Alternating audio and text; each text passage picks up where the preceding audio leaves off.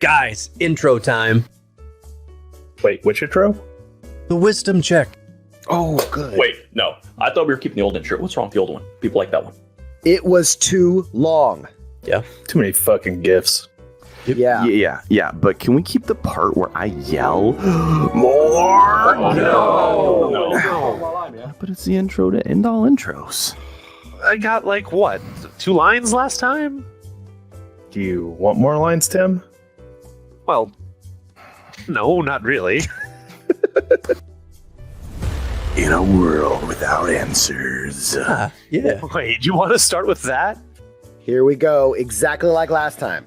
Wait, okay, so we're doing the exact same way? Let's start with the smoky bar. No, it's a new season. We have to have a new intro. More.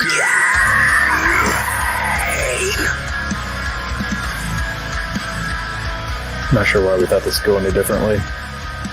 Oh, well. Welcome, everyone, to the Wisdom Check, where Jeff and Dustin welcome a guest every week to talk about Dungeons and Dragons. Welcome. This is ridiculous. I'm starting the stream now. Wait, where's my die at? Well, we can't start until I botch, and it's not an intro unless I'm botching. You're on. All right. Welcome, everybody, to the Wisdom Check. I am Dustin, and with me over here on the other side of the screen there, as always, is Jeff. Hey, how's it going? And what is left of Jeff's voice. Yeah, it's hurting. Con season has taken its toll already on him.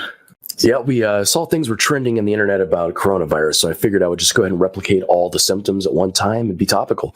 That's right. So if you want to know what it looks like, that's what it looks like. And with us today is Mike from unMadeGaming. That's me. Hey, welcome to the channel. Appreciate you being here. Thank you so much. Yeah, if you have the symptoms of coronavirus, you can use hashtag coronavirus to get your tweets trending. And that's man. Then you don't get called a phony on the internet. That's the trick. It's been amazing, honestly. It's been it's a smart business play. I've been pushing it to the guys. They were against, spreading it that way, but, Yeah, We're just done talk for it. directly into each other's mouth, and then everyone has it, and that's how you... For whatever reason, Italy is not letting us broadcast to them tonight. It's weird. Weird. I was just going to go out and purchase the overstock of Corona that no one else is buying. Oh, perfect, That was It goes well with Lyme disease, I hear. Indeed, it does. Wow. I tweeted that out today, as a matter of fact. Coronavirus and Lyme disease. It's It's fantastic. If you haven't figured it out, that's the kind of show we're doing tonight, folks. We're having some slapstick stupidity fun. It's going to be good times. Love it. Oh, yeah. So we like to kind of get started with, the basics here. And we like to get to know our guest and how they got into gaming. So let's find out a little bit about how you got started and what your first gaming group was like. Sure. Well, in 1987, a mommy liked a daddy. No, I started playing games. I mean, kind of like fresh out the womb, no joke. I think I had my very first video game system when I was 4 or 5, and it's been video games ever since. And then I got heavy into RPGs when Final Fantasy VII came out. I played a little bit before, but that was the climax. So I got in and never looked back, and that's pretty much all I play as far as games go. And then in 2004, so that sounds right. A buddy of mine said, "Hey man, you like RPGs, do you want to come to my girlfriend's parents' house and play Dungeons and Dragons with us?" And I said, "No, that game's for fucking nerds. Get out of here with that trash." And then he asked me for weeks and said, "We'll buy you food if you come play with us. We're down to play and we need one." And I said, "Fine." There it is. Yeah, so I was like, but I'm going to be a half-elf sorcerer who's half elf, half dragon, and has wings. And they were like, fine. And I was like, Sure, yes, whatever. dope. Nice. They're like, anything you do is better than the person you're replacing. He just peed on things all the time. So I was like, all right, great. Don't do that. And then, smash cut to, how many years later that is, 15, 16 years. And here I am, Wow. GMing, running games, going on the con circuit, doing that whole kind of thing. So yeah, it's been pretty intense. It's been an intense growth of 16 years. But yeah, my first gaming group was my buddy, his girlfriend, her sister, her mom, her dad, and me. And we played 3.5, and we ran through Paizo's the Age of Worms campaign, and the first one we played was the Whispering Cairn, which was a great game that I've actually run several times, mixing it into D&D and splicing out rules and stuff. But yeah, that was our very first campaign we ever did. I did play that half-elf sorcerer. I prestiged into half-dragon. I grew some wings. I did dope stuff with fire, and that was it. And then I started. I had a monk who did that too. That's amazing. Yeah, the same thing. Yeah. I'm like, oh, I'm half elf, half what? Dragon. That's what. So you started in Pathfinder. No, we started in this was back in the days before Pathfinder. It was 3.5, so Paizo was making content for D&D. Yeah. Okay, so this is before Paizo did Pathfinder. When you said you were running through a Paizo module, I was thinking like, oh, this predates that a little. Yeah, this was when Paizo was doing most of, if not all, of the adventure work for D&D 3.5, which is, I think, some of Paizo's best works is their adventure paths, especially like their 3.5 stuff. Their 4 stuff is also really good, despite that fact that 4 got shit on quite a bit. I think covered that several times on the show. That's for sure. I think their adventure work is far better than their actual systems. No offense to anyone who likes Pathfinder, but well, I like their systems, but I also think you're right. I think that their model, in terms of business strategy, has been phenomenal. You're putting out those adventure paths every month, and just having continuous content that people can pick up and dig their teeth into was really just a great, model to go off of. I've been waiting to see if they're going to do that with 2E, because as of Gen Con this year, 2E will have been out for a solid year. And I don't feel like I see a lot of adventure work out for it yet. Like, I'm sure there's some there. I just haven't seen a lot of it getting pushed the way that I see the 5e modules pushed all the time. Yeah, I think Paizo's not doing anything with 5e anymore. I think they just are straight up doing Pathfinder and whatever you want to call Starfinder. But that's what they did. They did the same thing for Starfinder. They just started releasing splat books. But I think that was the problem with Pathfinder 1, which is the same problem that 3.5 had, which was it had system bloat. So every other day was a new splat book that came out, and then you had 101 character, classes and subclasses and prestige classes, and then like 9 million adventures. That it was just too hard to get into the game at that point. Yeah. But I think they're strategizing around a different audience a little bit too. Yeah. If you're taking a look at the 5e crowd, they're looking for the entry ramp. And I think Pathfinder 2e has kind of gone that direction a little bit too. Maybe not to the same degree, but I think they are catering more to that nuts and bolts kind of player that wants a little bit more crunch in their system. This guy. And, so like, I think they have a different niche that they can hit. Though it is interesting to see how games are getting presented out there on the stream, universe, seeing what's actually being played. Yeah. Because pretty much you look around, what do you see? You see 5e. Yeah, it's unfortunate. Despite all the love for 5e, play something else, guys. So what all game systems do you play? Anything but 5e. No, that's not true. I play a lot. We primarily play whatever I want because I'm that kind of creator that I care what the audience wants to see, but like also it's me, then the audience. Like if I'm not going to have fun playing it, you're not going to have fun watching it, right? So I play whatever I want, and then if someone pitches me a show that says, I want to run this kind of show, and it sounds cool, we play that. So we don't play a lot of D&D 5e. We started that way, playing a lot of D&D, and then I eventually tapered it off because I was like, this is Melba toast and I'm bored. I'll play D&D 5e at home where I can do weird stuff. So right now we play a lot of Free League, which is a Swedish company. Okay.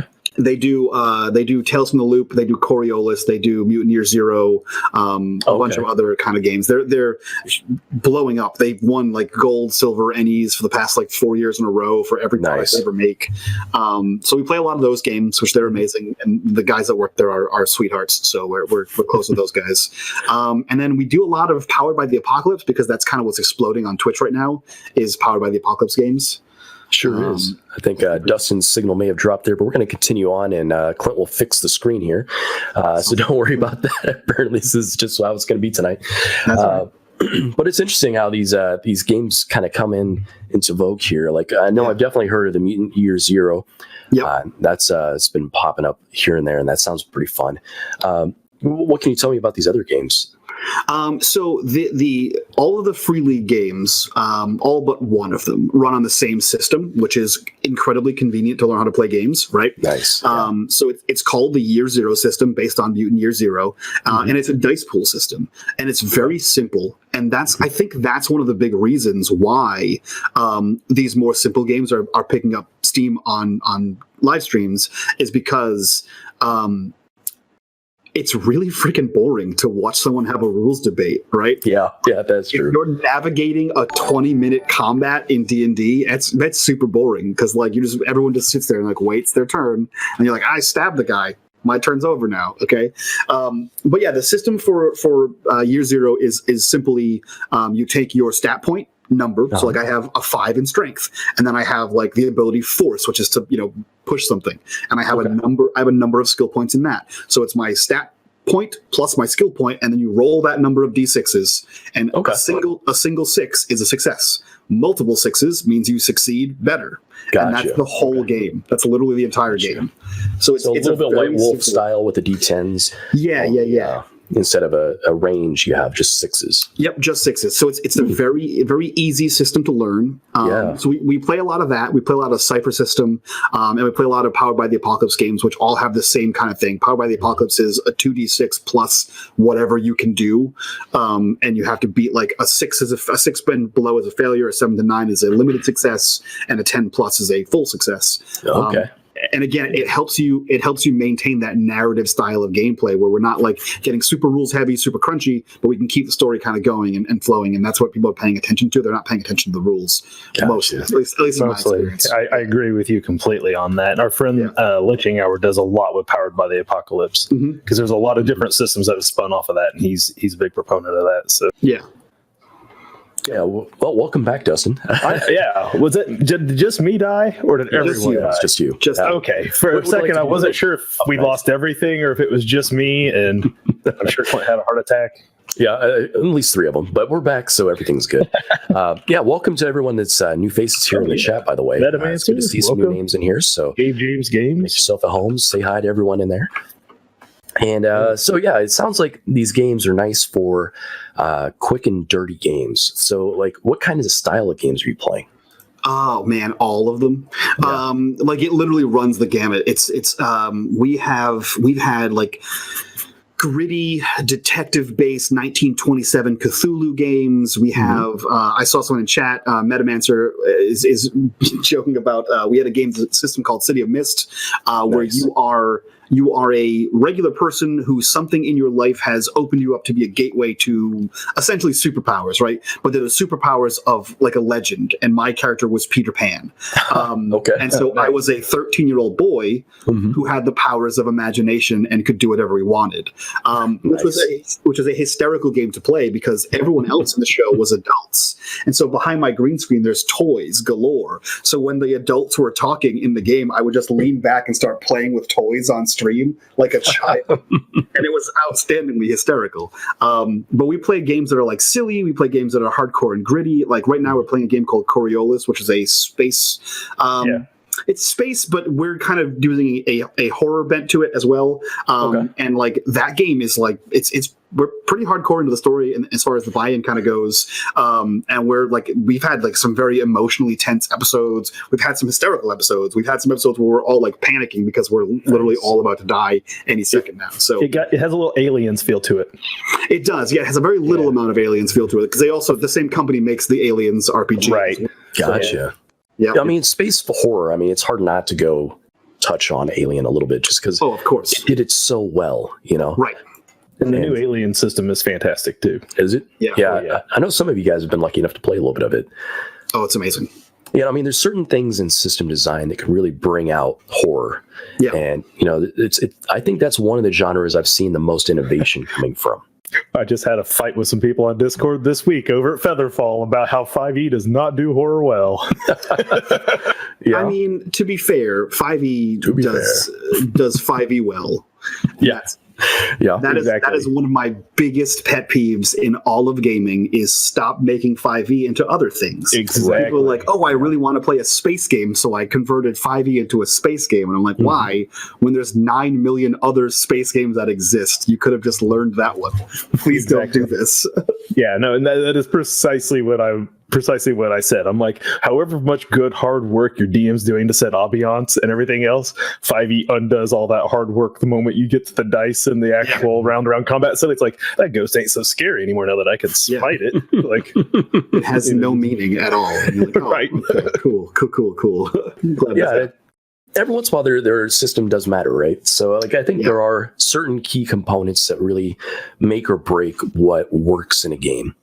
And like if you have systems in play that help with investigation, that play up on atmosphere, that tension is good, if you got gritty, harsh combat, that seems to be a necessity for horror, something quick and just visceral.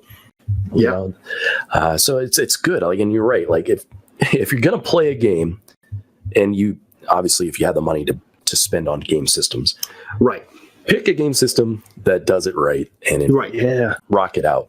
It'll just enhance that experience.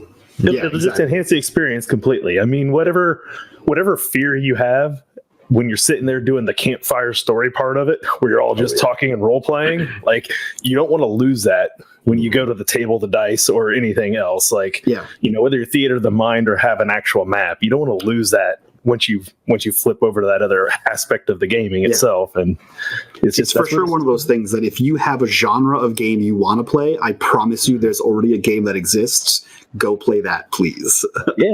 Buy it, support your local game stores, support those people out there making these games too, or else 5e is the only game system you'll ever have if you don't. So with these games that you've been playing, there's a lot of them here, and it sounds like you're running the gamut of topics here. How do you deal with buy-in as in terms of plot? So we have a couple of production mechanics in the works that we use. So one of the things that we do is if you're running a show on the channel, I have you make a stream pitch, which is, okay, this is the kind of thing, and we're still working on the document and how it kind of goes, but the end result is I want to know what system we're playing. I want to know what kind of, what's the theme, what's the genre, what's the feel of the game. And a way that I've figured out is an easy way to get that feel is tell me, and feel free to steal this, everyone listening. If a Hollywood director were to direct this game, who is that director? Right? Because you can tell me I want to play a gritty, hard-boiled detective game, but if you tell me that I want to play a gritty, hard-boiled detective game directed by Quentin Tarantino, okay, that's not what I was thinking. It's different than a Scorsese film, right? Which is very different. Sort of premise. Those are two very different art styles. Michael Bay. Exactly. And that's the thing, because their style is so unique, immediately, I know what kind of game this is, right? So that's one of the ways. We're also a fan of safety tools in gaming kind of things. So we have those kind of things out there. So if we, you don't feel comfortable with this in the game or that in the game, we remove it just so we're straight up in the front, so that way what kind of things are going to be in the game. We know there's going to be body horror in this game. There's going to be, violent deaths, creeping space darkness, whatever these things are. So you kind of have an idea. You're like, okay, I can mentally prepare for these kind of things. And then, of course, as everyone should be, if you're not, you're fucking up. We have a session 0 where we kind of come together to create our characters. We work with the GM to make our characters fit in the world. And I always feel like the more ingrained your character is in the narrative world that is existing here, the better the more easy you can slip in and out of character, because it just feels like part of the game, which increases buy-in, right? In my opinion, the easier you can slip into the character, the easier you can slip into the setting, the more that you're just like, oh, okay, boom, we're in space now, got it. Now I'm putting on my space face. And that's really it from the GM perspective. We kind of use these behind the scenes tools to get everyone ready for the game. And then throughout the week, we only play once a week, so we have group chats that we're talking in constantly about these games. And it helps because the more we're talking about it, the more excited we are, the more chat and the viewers are excited for, the more the Discord is excited for. And then we're talking in the YouTube comments, we're talking in the Discord, and everyone's hyping up the show. And then when the show happens, everyone's like, oh my God, I couldn't wait until this week. I had to see what's going to happen. And when we see that reaction of these people that are like, I can't fucking wait to see what happens next, we're like, me too. And I'm in the game. I have no idea what the hell's happening. So do you always participate in a game either as GM or as a player, or do you have sessions ran by GMs with whole groups of players that are not, where you're just like overseeing it as the person running the channel or whatever? Primarily, I am in all the games. Okay. I used to run a 12-hour charity streamathon once a month, and I was in all. We did 4 3-hour one-shots, and I used to be in all 4 of them. And then several of my friends said, "Please stop killing yourself," and I said, "Okay, fine. After years, I'll take a break." And I ran production on that. And then this is the first year we actually haven't done the streamathons because it's just they are incredibly time-consuming, and I do 90% of the work on unMadeGaming, so I don't have the time to dedicate to that as much as I would like to. So I was like, okay, I have to take a step back from that exhaustive experience. But other than that, we play 3 games a week, and I'm in every single one of them, either as a player or a DM. Wow. So you mentioned that people could propose a game to you. I didn't know then if they come to you and they have their own group of players or anything like that, if you just oversee it, or if you're then involved in those session zeros, even if you're not a GM or player, to make sure that you keep a proper tone across all your games, things like that. No, I have a stranglehold on shit. So you pitch me a show, and unless you have a very, very specific cast, I'm going to do the casting as well. Unless you come to me and say, hey, I need these players, I'll do my best to try to get your players, but I will go out and take the theme and the feel of your show, and I will find other role players that I think fit that kind of theme that will also mesh well together. Because at the same time, I don't want you to be like, I want to run this show and here's 3 of my friends, right? Because it is a production, right? So there has to be viewer draw, right? You have to have that kind of thing. Also, I am of the mindset that I have been given a platform thanks to some, luck of the draw. And if I can help other people show off their platform that might not have had one, I would love to do that. So I don't subscribe to using all the buzzwords like inclusive and diverse, and because everyone is calling their channel that, but we do strive for that. So we do have we try to have female women, we have people of color, we have LGBT, we have the whole, and we try to get everyone together because at the end of the day, it's a table of nerds playing games, and that's what we want to do. So we're just trying to have fun. So everyone's invited, kind of thing. Has there been any special tactics you've done to reach out to those communities? I usually target them and say, hey, nerd, do you want to play a tabletop game on my shit? And they go, all right. You seem okay. Is that simple? It works. Yeah, that's pretty much it. Just say hi. That's all it takes.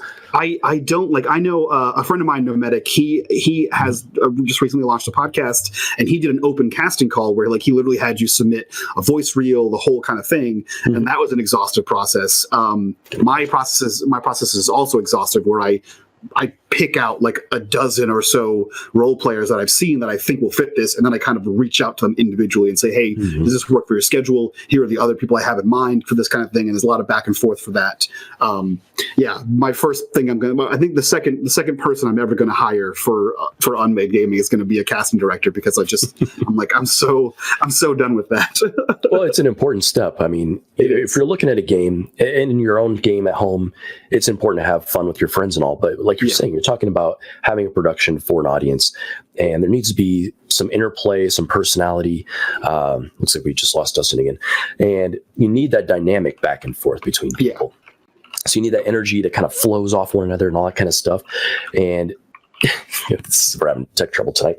But, it goes a long way. If you end up with people that have spontaneity and, just charisma about them, the game just flows. The audience just wants a piece of that. And if you watch some other games, you see people they're good players, they're cool people, but they just sit a little bit. They're just kind of back in the back corner, just talking. Just they're having a good time. They know their rules and stuff, but they're a little monotone. Blah blah blah. You don't get very far with that, right?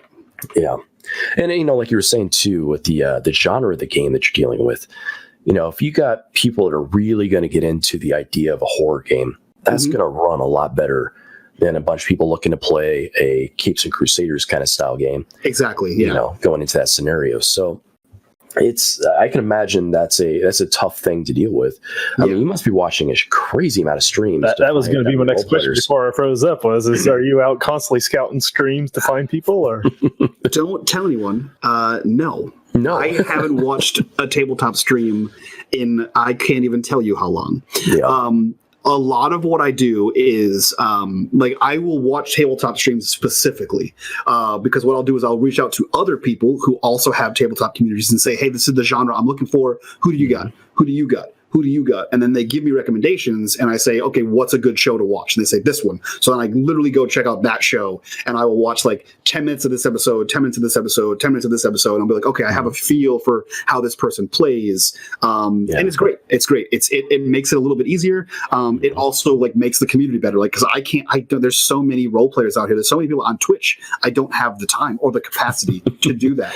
Nobody does. Right. So the fact that I can reach out to other communities who are also doing the same kind of thing I am, and I get reached back from other communities saying, hey, I have this game, who do you think, do you have anyone that would be good for this kind of thing? So it kind of spreads that community awareness. It makes us one big happy family, and it gets people on different shows that deserve to be on different shows, or that have the chops to be on these shows, or what have you. Absolutely. That's something we've been trying to emphasize as well. Anytime we get a chance, we try to bring people on here that have, a different take on the game and different ideas about what they can showcase. And we've come across so many just really interesting people. We've expanded out our audience here. We've got a lot of people going in the Discord. And by the way, if you haven't checked out our Discord, I'll go ahead and throw the link in there for you. Go ahead and pop on in there and say hi, and we'll keep growing this community. And it's been a great opportunity. We've been able to showcase a lot of people's channels. There's a self-promote section in there. Yeah. Because, we strongly believe that there's a lot of great content out there that people are going to love.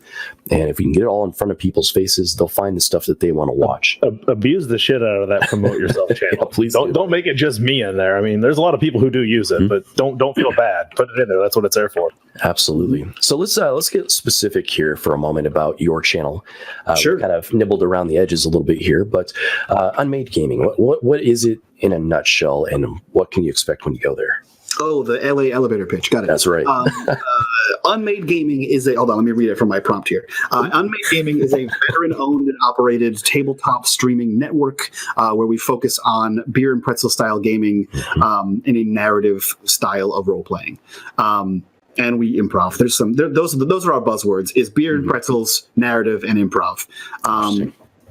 And that's it. I've been an improv guy for a while with tabletop games. I'm bad at prep, and I'm chaotic dumb half the time. So I will always mess up your plans, but it will always be fun. So we play all kinds of games because that's just like what entertains us, right? And we have a lot of stories, and that's the thing when you're running. We run in seasons where we run 12 weeks, 1 week off, 12 weeks, et cetera, et cetera. So we have 4 seasons a year. And we run 3 games a season currently.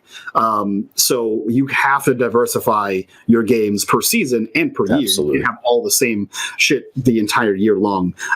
So we get to play a lot of games. And some of those games renew for a second season because they're just great. And everyone's having fun. Like we're running Coriolis right now, and the season's about to end, and we're already renewing that one for a second season because everyone loves it.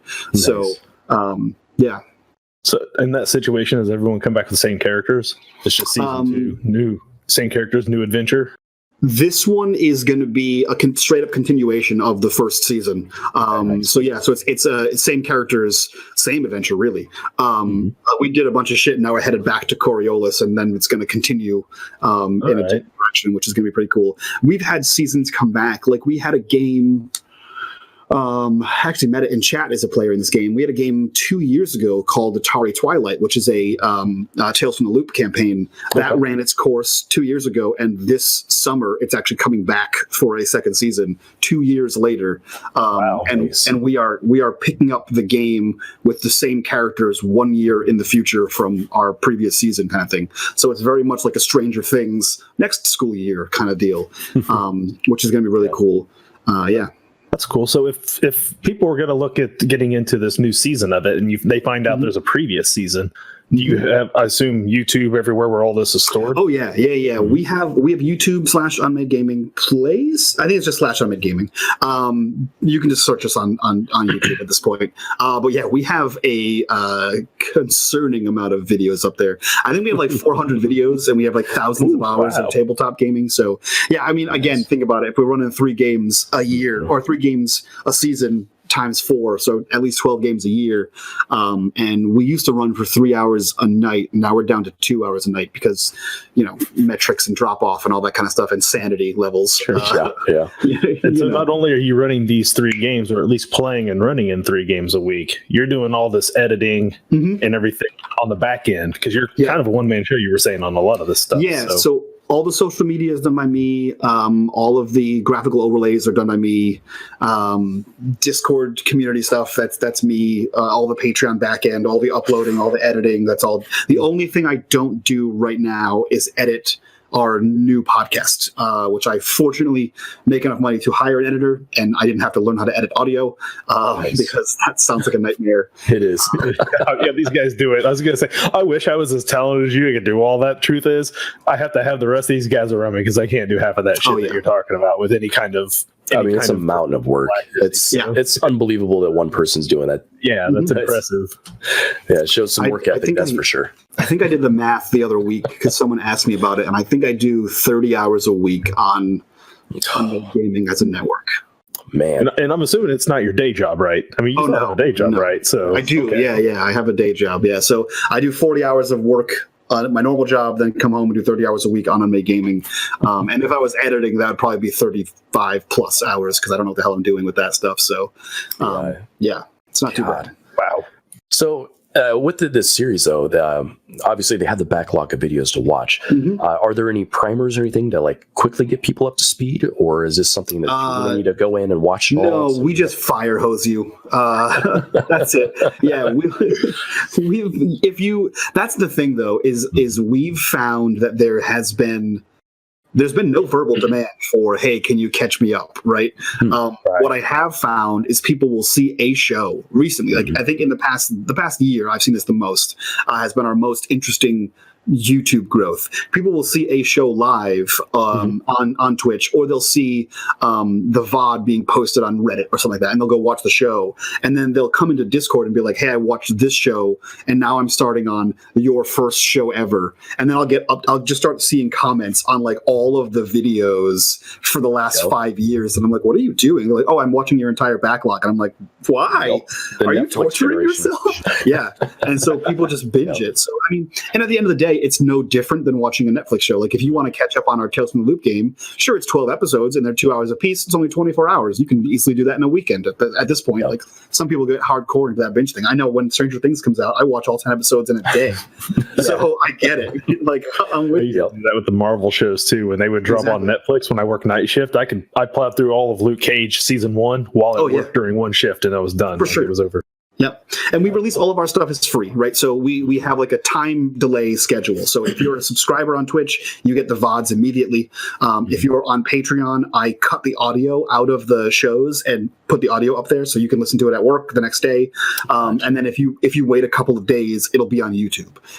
So you can access this in a myriad of ways and listen and be able to catch up on shows. Like if you miss an episode live, or you want to go see the backlog, or because we have some people join the show new. We had someone join the show on Coriolis just the other day and was like, what is this? This is great. And they loved the episode. And I was like, great, there's about 8 more back on YouTube. They're like, okay, goodbye. And they watched 8 episodes. And I was like, off to the YouTubes they go.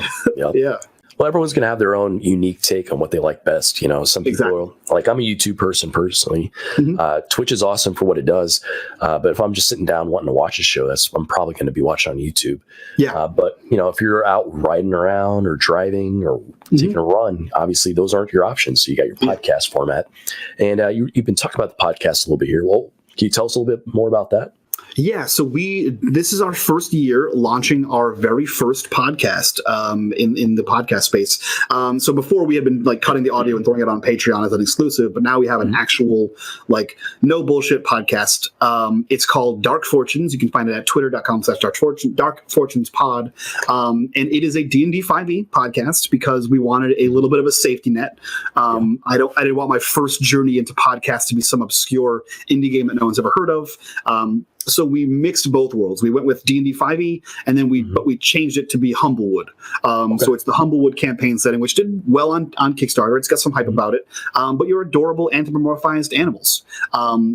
And we wanted to separate ourselves a little bit more from that because it's like it was pretty fun, like woodland adventure in the book. And when we said, you know what, let's do something a little bit darker, a little bit more gritty, and let's do pirates. So in the book, they actually hinted at piracy in one coastal town, and so we actually made an entire setting like 100 miles south of the setting in the book.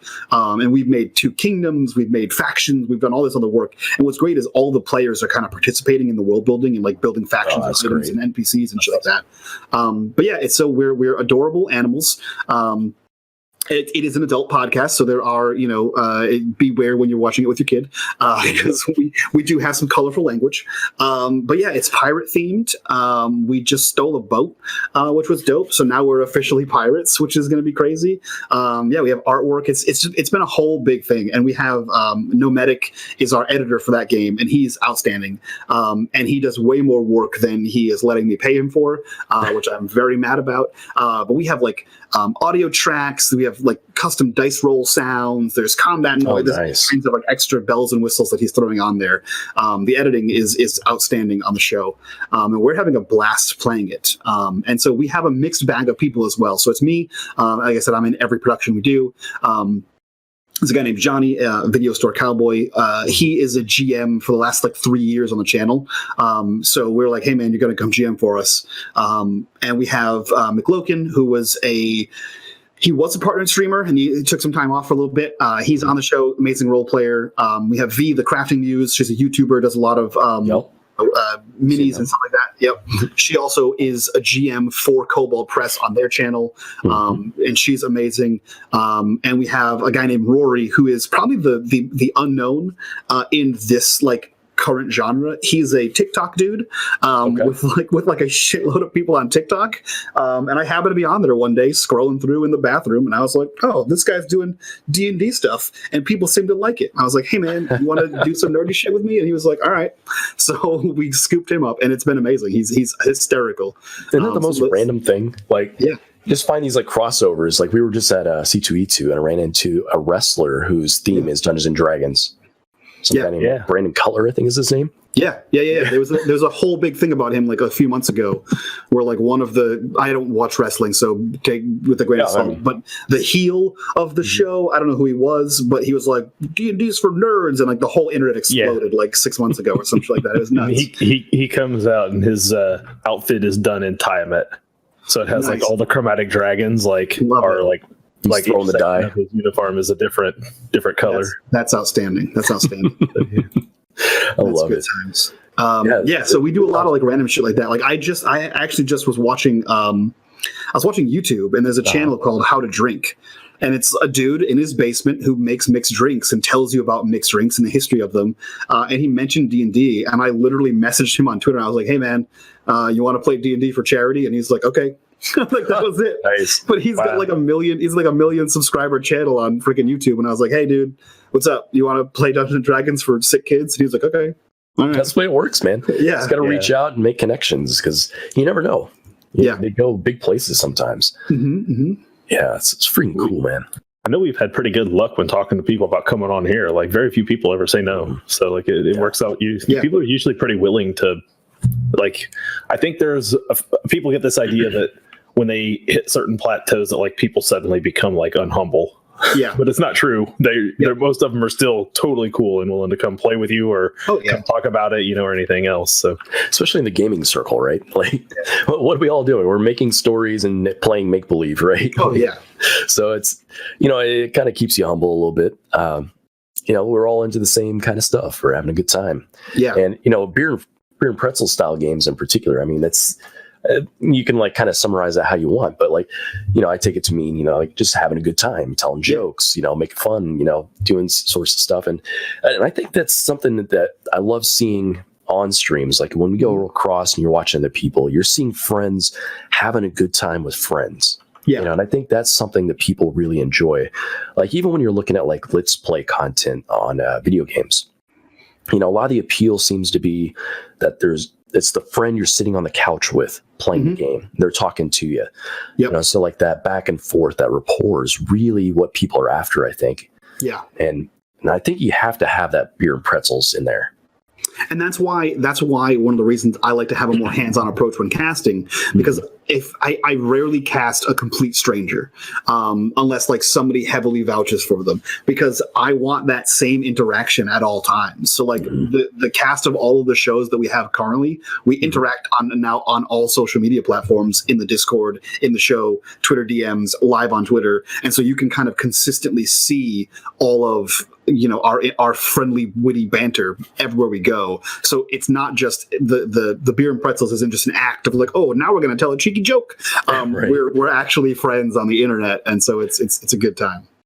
Yeah, it's interesting considering you're talking about casting people individually. You're not casting them as groups. So it's one thing if you were to come to like tabletop to keyboard and be like, hey, I want to run a game. There's 6 of you. You guys have all been friends and playing for 20 years. You guys will be great. Versus coming and like grabbing me and going to another stream, finding someone else, or, so on and so forth. You throw us into a group, like we haven't been playing together. Like who knows what the interactions between us might be like. So you got a little hesitation about some of that, or is it just a fair amount of research that makes you feel comfortable about that situation? Both. So sometimes you'll get like a player that you're interested in say, okay, hey, who else is in the show? And like that's obviously a fair question, right? Some people might have drama that I don't know about, right? Some people just might not prefer to play with certain people, and that's fine too. But like I attempt to the best of my ability to find that, right? So if I have a discussion with you, I know like what your personality is. We'll chit chat a bit. And so like if your personality is a loud, boisterous, dude bro that makes a bunch of jokes all the time, I'm not going to have you with like a timid person who only is concerned with like hardcore emotional role play. Like you're not going to match up, right? So I'm trying to fit tonally the people that are in the shows together so that we can have the best fun time, right? I want everyone to have fun. That's like I started this based off the fact that I was like, I can have fun on the internet. I have fun playing D&D. I'm pretty funny. Let's do this. And I started with my friends like at home. Like we started in my basement on a couch with a shitty camera angle next to my boiler that made noise every 30 minutes. And it went from there. So, but I want to keep that authenticity of like, we're friends having a fun time together and continue that forward. So that's the goal when I cast is like, yes, you can tell a good story, but also you have to you have to pass the beer and pretzels test. Like, do I want to hang out with you? Do we all want to hang out together? And then if so, then yeah, we're a group, we're golden. Now, are these all digital games, or are we talking about in-person games?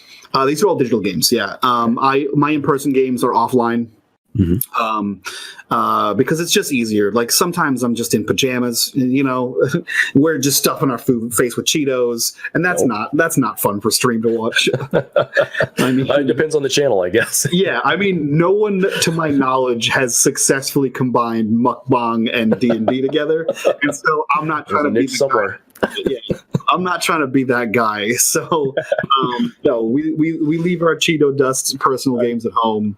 Not sure if we're doing it wrong, but mukbang came up in the chat of our last D&D game. We might be on the wrong path there. If we're there, you go. It's something to look into. Play that mukbang D&D.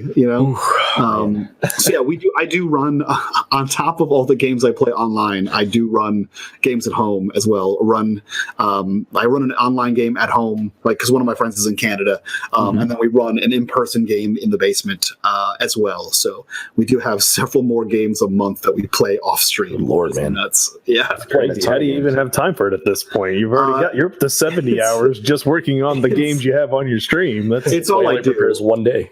One page. It's all I do. So that's it. I go to work, I come home, I eat, I occasionally sleep a little bit, and I play and talk about tabletop games, and that's the whole deal. I thought we gamed a lot. Turns out we don't. That's we learned that pretty quickly when you see some of the schedules some of these other streams out there hold. Like some of them, like I know a few that are putting 3 shows a day, 5 days a week, and Yeah. he's not in all of them. But I mean, organizing that many players, that many different story systems, and everything, like it can be daunting. So I can imagine It's a nightmare. Yeah, I've done it before for the charity streams, and so I can imagine how the combination of my old charity streams plus like the normal seasonal games, that's a nightmare. Like I think you're talking about Straticus Academy. Does that. I was hinting at it without mentioning him directly, but I think they do it as well, and it's a daunting task. It's exhaustive. They are amazing people, but I know the amount that dude works, and it's a lot. It's a lot. So how do you avoid burnout with that sort of schedule? I actually have a very weird theory on burnout, and I love talking about it. I think when it comes to streaming or content creation, go in all the way and hit burnout as soon as humanly possible. And the reason I think that is because... Make that the norm. Right. It's not the norm. But the reason I say that is because everyone says, how do you avoid burnout? How do you this with burnout? Whatever, right? But how do you know what your burnout looks like? I can tell you how I avoid my burnout, but my burnout may manifest in completely different ways than you do. I may get lethargic and not want to stream. You may, get depressed and do you may just binge eat food. Like, who knows what your style of burnout is? So if you don't know what your burnout is, you don't know how to avoid it, or you don't know the signs that you're about to hit burnout again. So you can be like, oh, I have to do something less right now. So I encourage you, go raw into the wall. Plus, it gives you, first of all, it gives you the ability to know what your burnout looks like, how it manifests. And then also, if that's the hardest you're ever going to work to burnout, you now know, do I want to ever do this? Yeah. Because if you start slow and slowly ramp up, you could be doing this for years before you hit burnout, and then you just wasted years. If you're like, oh, this is too much now, 4 years into it, you're like, well, I just kind of screwed off for 4 years. I could have been doing anything more important or launched a different kind of career. So I encourage hit that wall at 90, and then dial it back and figure out where your safe spot is. And so for me, I did that. I hit the wall. I got into huge fights with my friends, and we had this whole big blowout. And then we backed off, and then we slowly started to reintegrate certain things.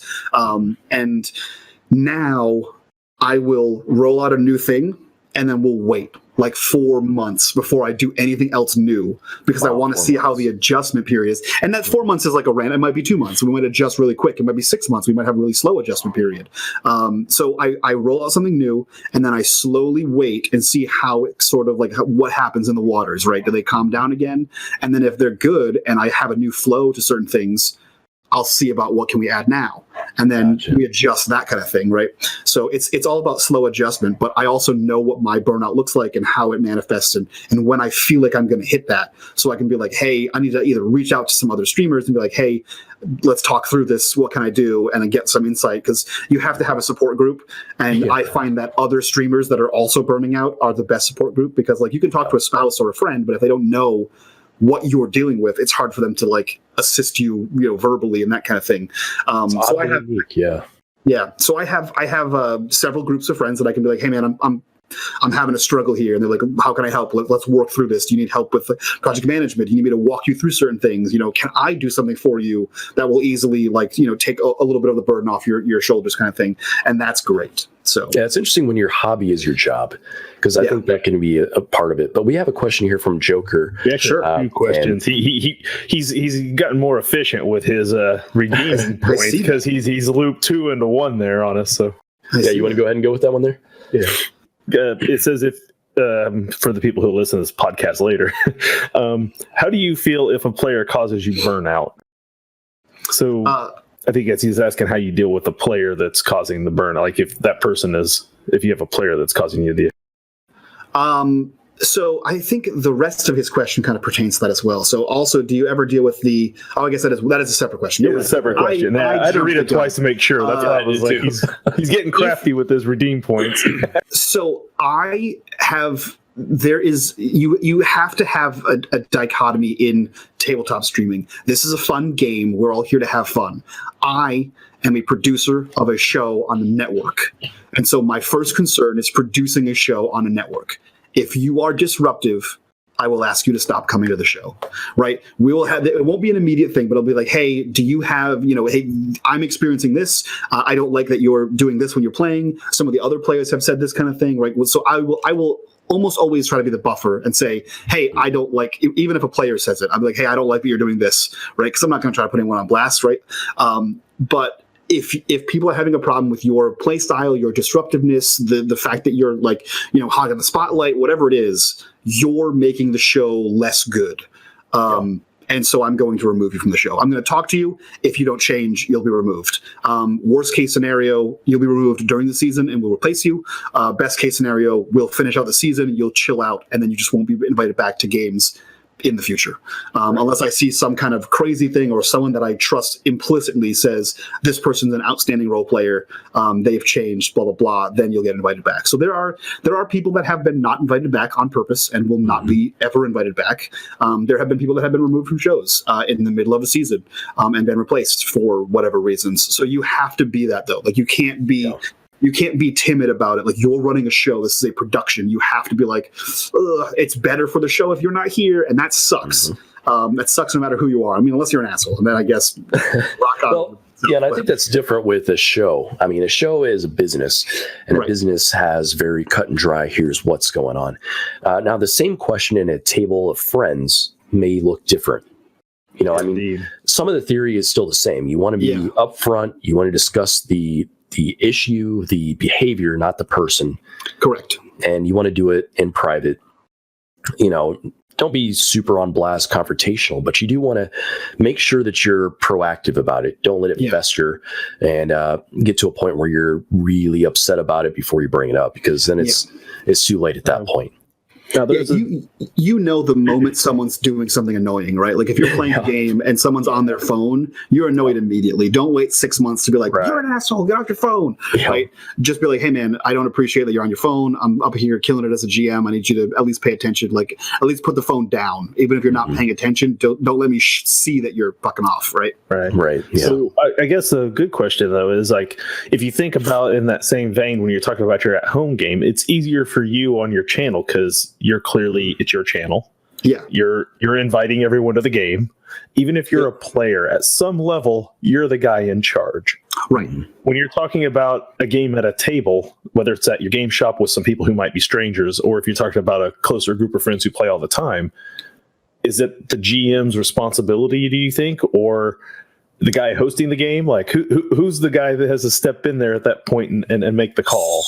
So I think it can be. I think it's everyone's problem, right? So, like, granted, I'm also a military guy, so like we have the if you see something, say something kind of thing, right? But if you're a player and you're having a shit time because of one person doing something, say something. Don't let it fester. Be like, you just be like, hey, I don't like that you're doing this. Like, you're taking away my character, narrative. You're alienating my character from the group. You're doing X, Y, and Z. You're very disruptive. Say something. Or if you don't want to be confrontational, which is common in our niche, right? Say something to the DM. Be like, hey, DM, this shitty shit was kind of going down, and I'm not really comfortable with this. Can you assist with this kind of thing? But like, we're adults. Damn it. So, like, be an adult. If you have a problem, it should be that way. Yeah.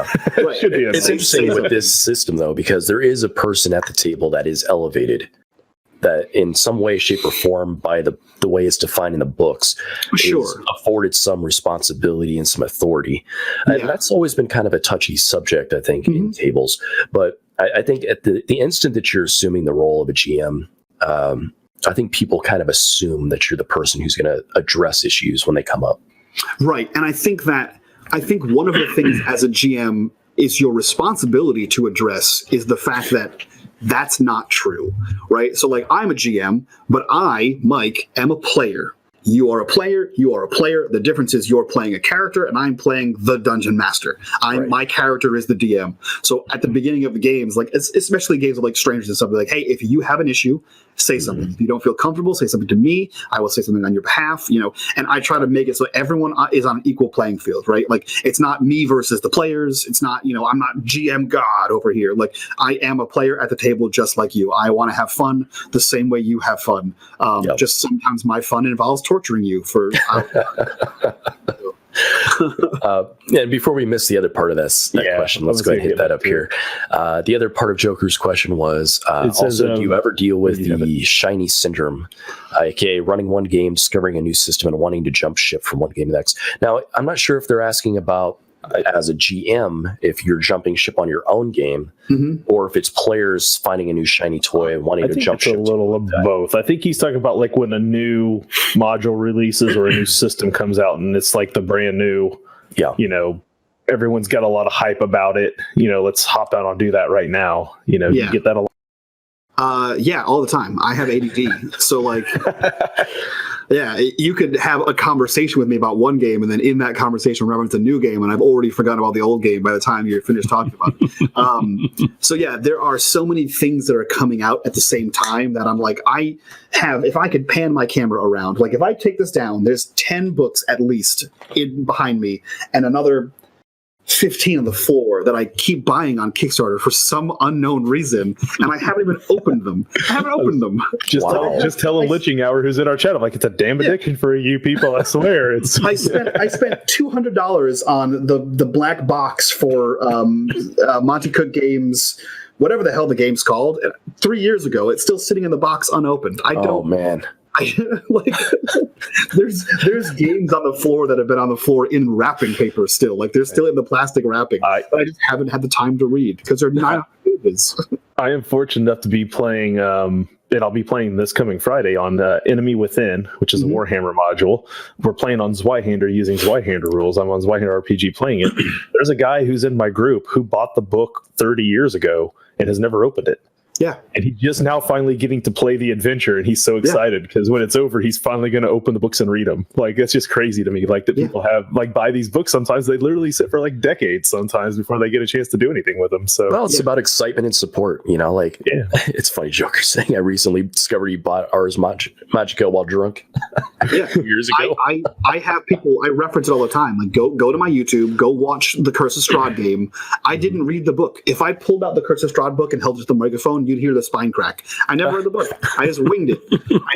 I looked up a couple of modules on the internet. I looked up a couple of pictures and some other people that ran it. I was like, there's got to be some confused people out there who went to your Curse of Strahd games like, I don't remember that being in the module.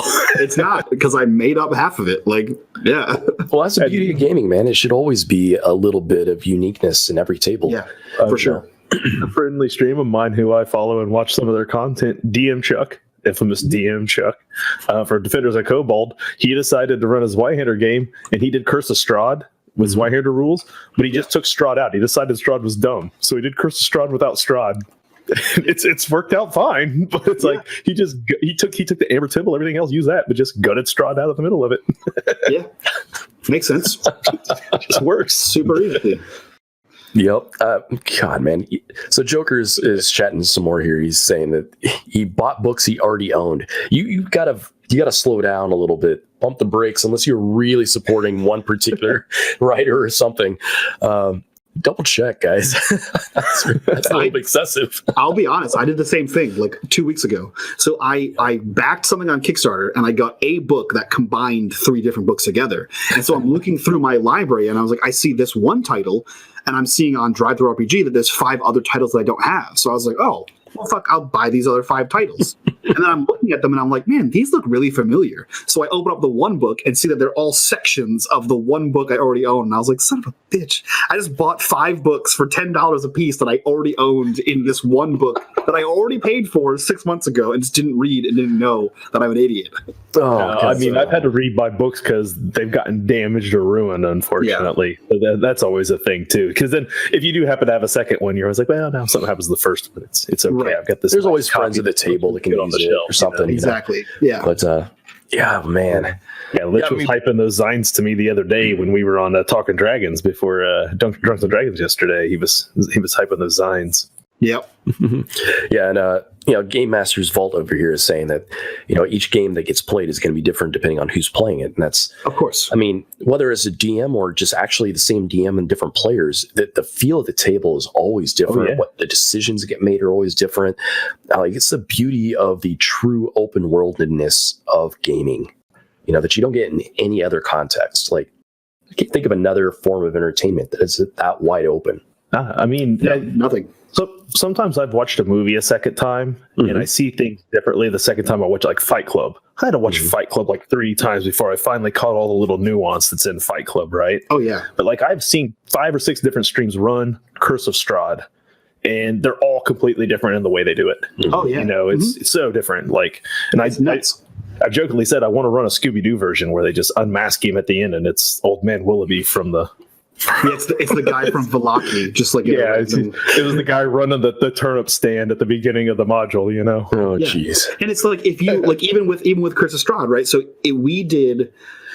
we took Curse of Strahd, and because it's like a pocket dimension, we tied the pocket dimension to my homebrew world in D&D, and so all of my characters all my players were from the homebrew world into this other world. So like we had right off the bat, you have character backstories and ties that don't exist if you're playing in Faerun, and then we had like the red wizard.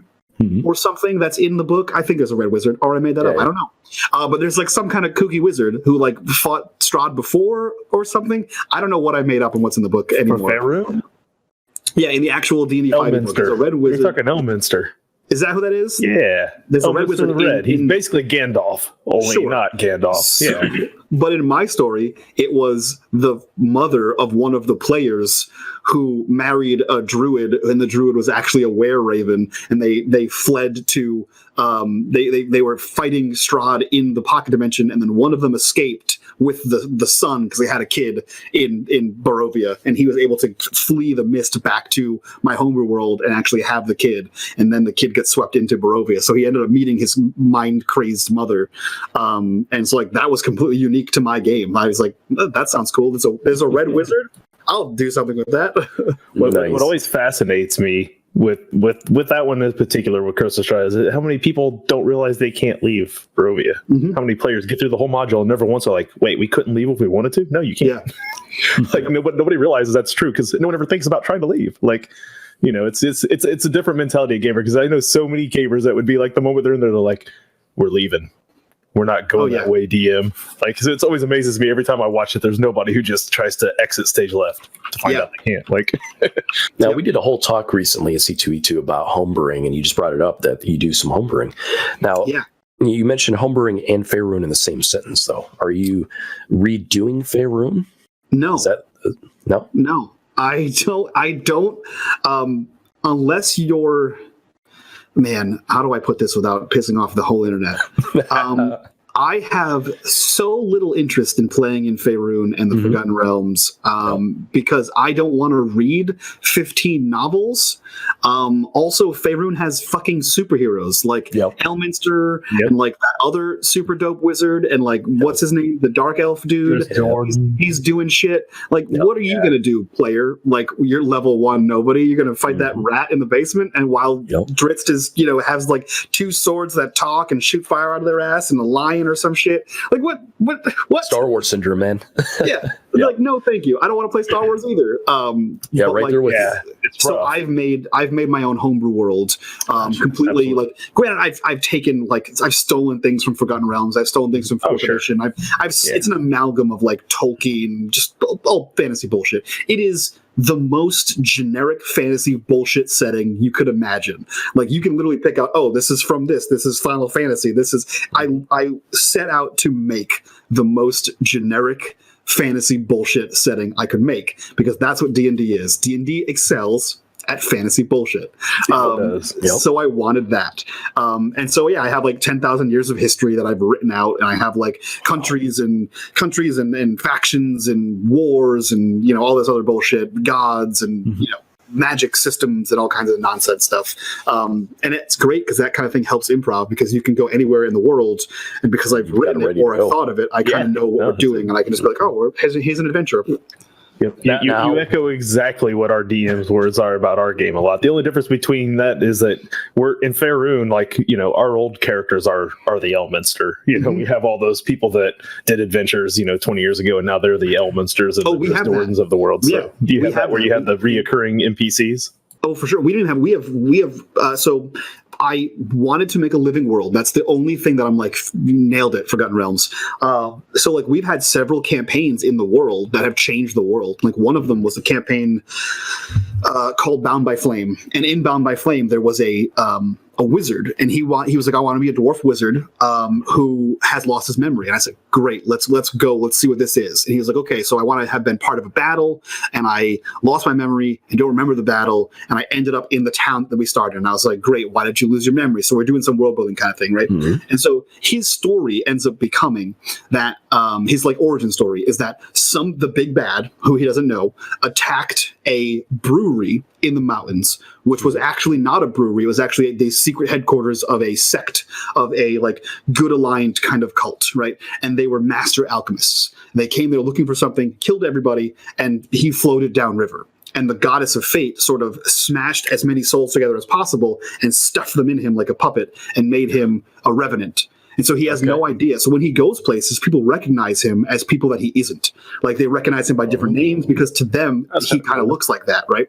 And so that was his fun little thing. And then as we progress through the story, I actually have like the movie Dogma. I love the fact that God takes a physical body to play skee-ball. So in my world, we have the same kind of what the hell's it called? Some other show does it where there's like a pact where like the angels and devils won't actually interact directly with the world. I think it's Diablo that has that I stole it from.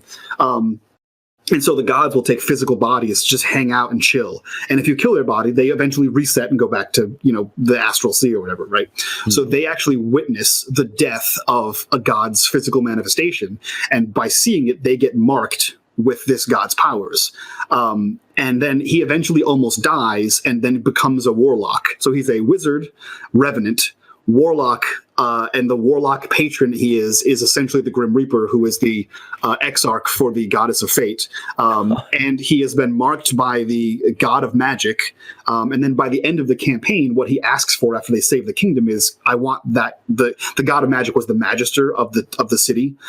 He's like, I want that guy's wizard tower. So now he is an undying revenant who has wizard powers, who's been marked by the god of magic, who is also a warlock of the god of death and owns the wizard tower of the god of magic.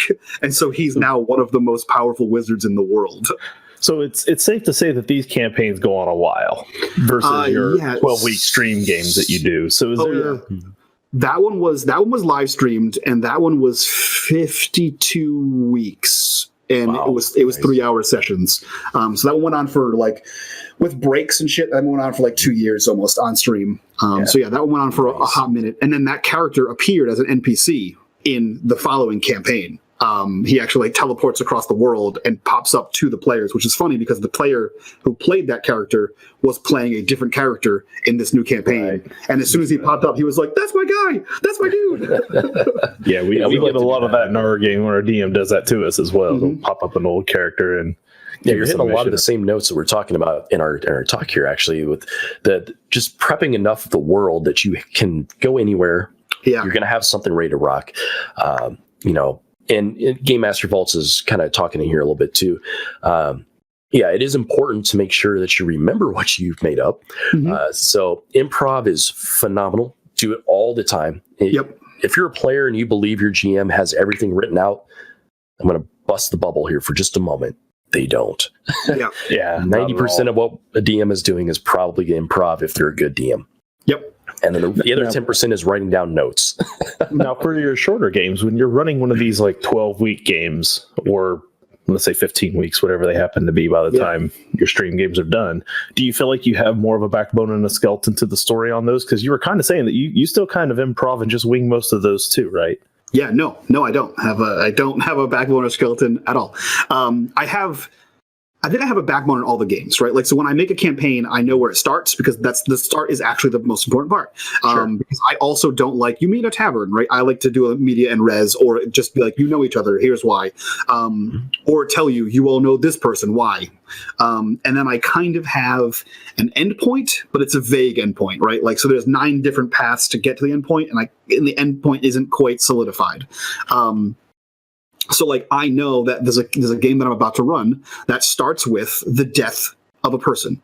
And the player buy-in is, you all know this person, and for whatever reason, you tell me why you know them, and what the reason is. You are compelled to investigate their death because the police in the city are not doing enough, and you think there's something suspicious. And that's it. And so I know that somewhere in the game involves you discovering why this guy was killed, and then that leads to a bigger plot. And then what that bigger plot is, I have no idea. How that bigger plot resolves, still have no idea. So we'll get there. We'll figure it out. Hell, I don't even know why that guy got killed. So I'll figure that out as I go. Sometimes I just drop a bunch of like plot hooks, and then whoever follows them, I'm like, that sounds cool. Or I just listen to players make up dumb shit. And I'm like, no, that dumb shit sounded better than what I was thinking. So yeah, let's throw that in the game. So you're following kind of a very similar stick to how I do it. Like Dustin and I early on in like I think like episode 2 or 3 we talked about this topic. It was episode 1 that you cut in episode 1 and 2. But yeah, it was. we'll call it 2 then. Definitely the beginning of this whole show.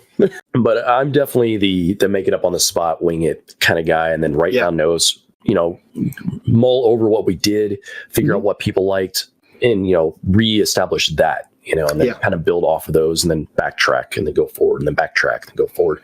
Yeah, and I like that strategy quite a bit. I mean, for one, it's less work prepping initially, but it's a lot of work during, because you have to pay attention. You have to really understand your players, and you have to really understand what they are picking up, what they're not, what they are digging, what they're not. And if you could do it well, though, it does feel really organic. Yeah. Like you get this that, and you get instant buy-in. Like you never have to worry about, are my players going to be interested in what I have to show them? Because they've already selected the mission they want to go to. Right. I also find that a great tool for that is, so here's the peek behind the curtain, right? When I prep for a game, I do 3 things. For me, dates are important. I like to keep dates in my games, but I write a recap. But I write like a very Dragon Ball Z style previously on Buffy the Vampire Slayer, right? And then I give you 3 bullet points of what happened in the last episode. And then I write 3 scenes as to what I think is going to happen in this current episode. Scene 1 is always the easiest one because it's directly whatever the hell just happened, they're going to react to that. And then I kind of have a vague idea based on my players that I know scene 2 and scene 3 is kind of mucky. And if I show you my notes, usually it's recap, scene 1, and then I write the word scene 2 and I write the word scene 3 and they're blank. Half my sheets are just the recap and then it says scene 1, 2, and 3 and there's no notes there. But then there's several pages after that which are just an amalgam of all of my notes previously. And I make a new Google document every time I start a new episode, and I will straight up copy and paste all of the old notes, paste them in the new document, and then I will continue writing them as we go. And so these documents get bigger and bigger as we kind of go. But I also, for an online game, sometimes I will make a Google Drive and say, put your notes here. At home, I give my players notebooks and I say, leave your notebooks here. Because what I'll do is right after the game ends, I'll take my notes and I'll write my recap. And then I will look at their notes and see the things that they think are important. Because what I think is important that happened, they might not have picked up on. And what they think is important, I might not have. I may have had a throwaway comment. They were like, oh, that guy had a purple ring on. And I'm like, he did? I just arbitrarily said color and armament. Like, I didn't. Right. Okay, that guy had that purple ring's important now for some reason. Guess I got to figure that out. Yeah, what you're talking about is what Game Master Vault's saying, and that it's a great idea to have the player do a recap because then you know what they paid attention to. Yes, I agree. However, I like uniformity, and See, I get caught in that same pit right there too. I'm like, but I like when I do them because then they're all the same. Right. I like that. And then what I do is I keep a Google document that has all of my recaps in them, and then I provide that to the players to say, here are the recaps, right? And I do my best not to like.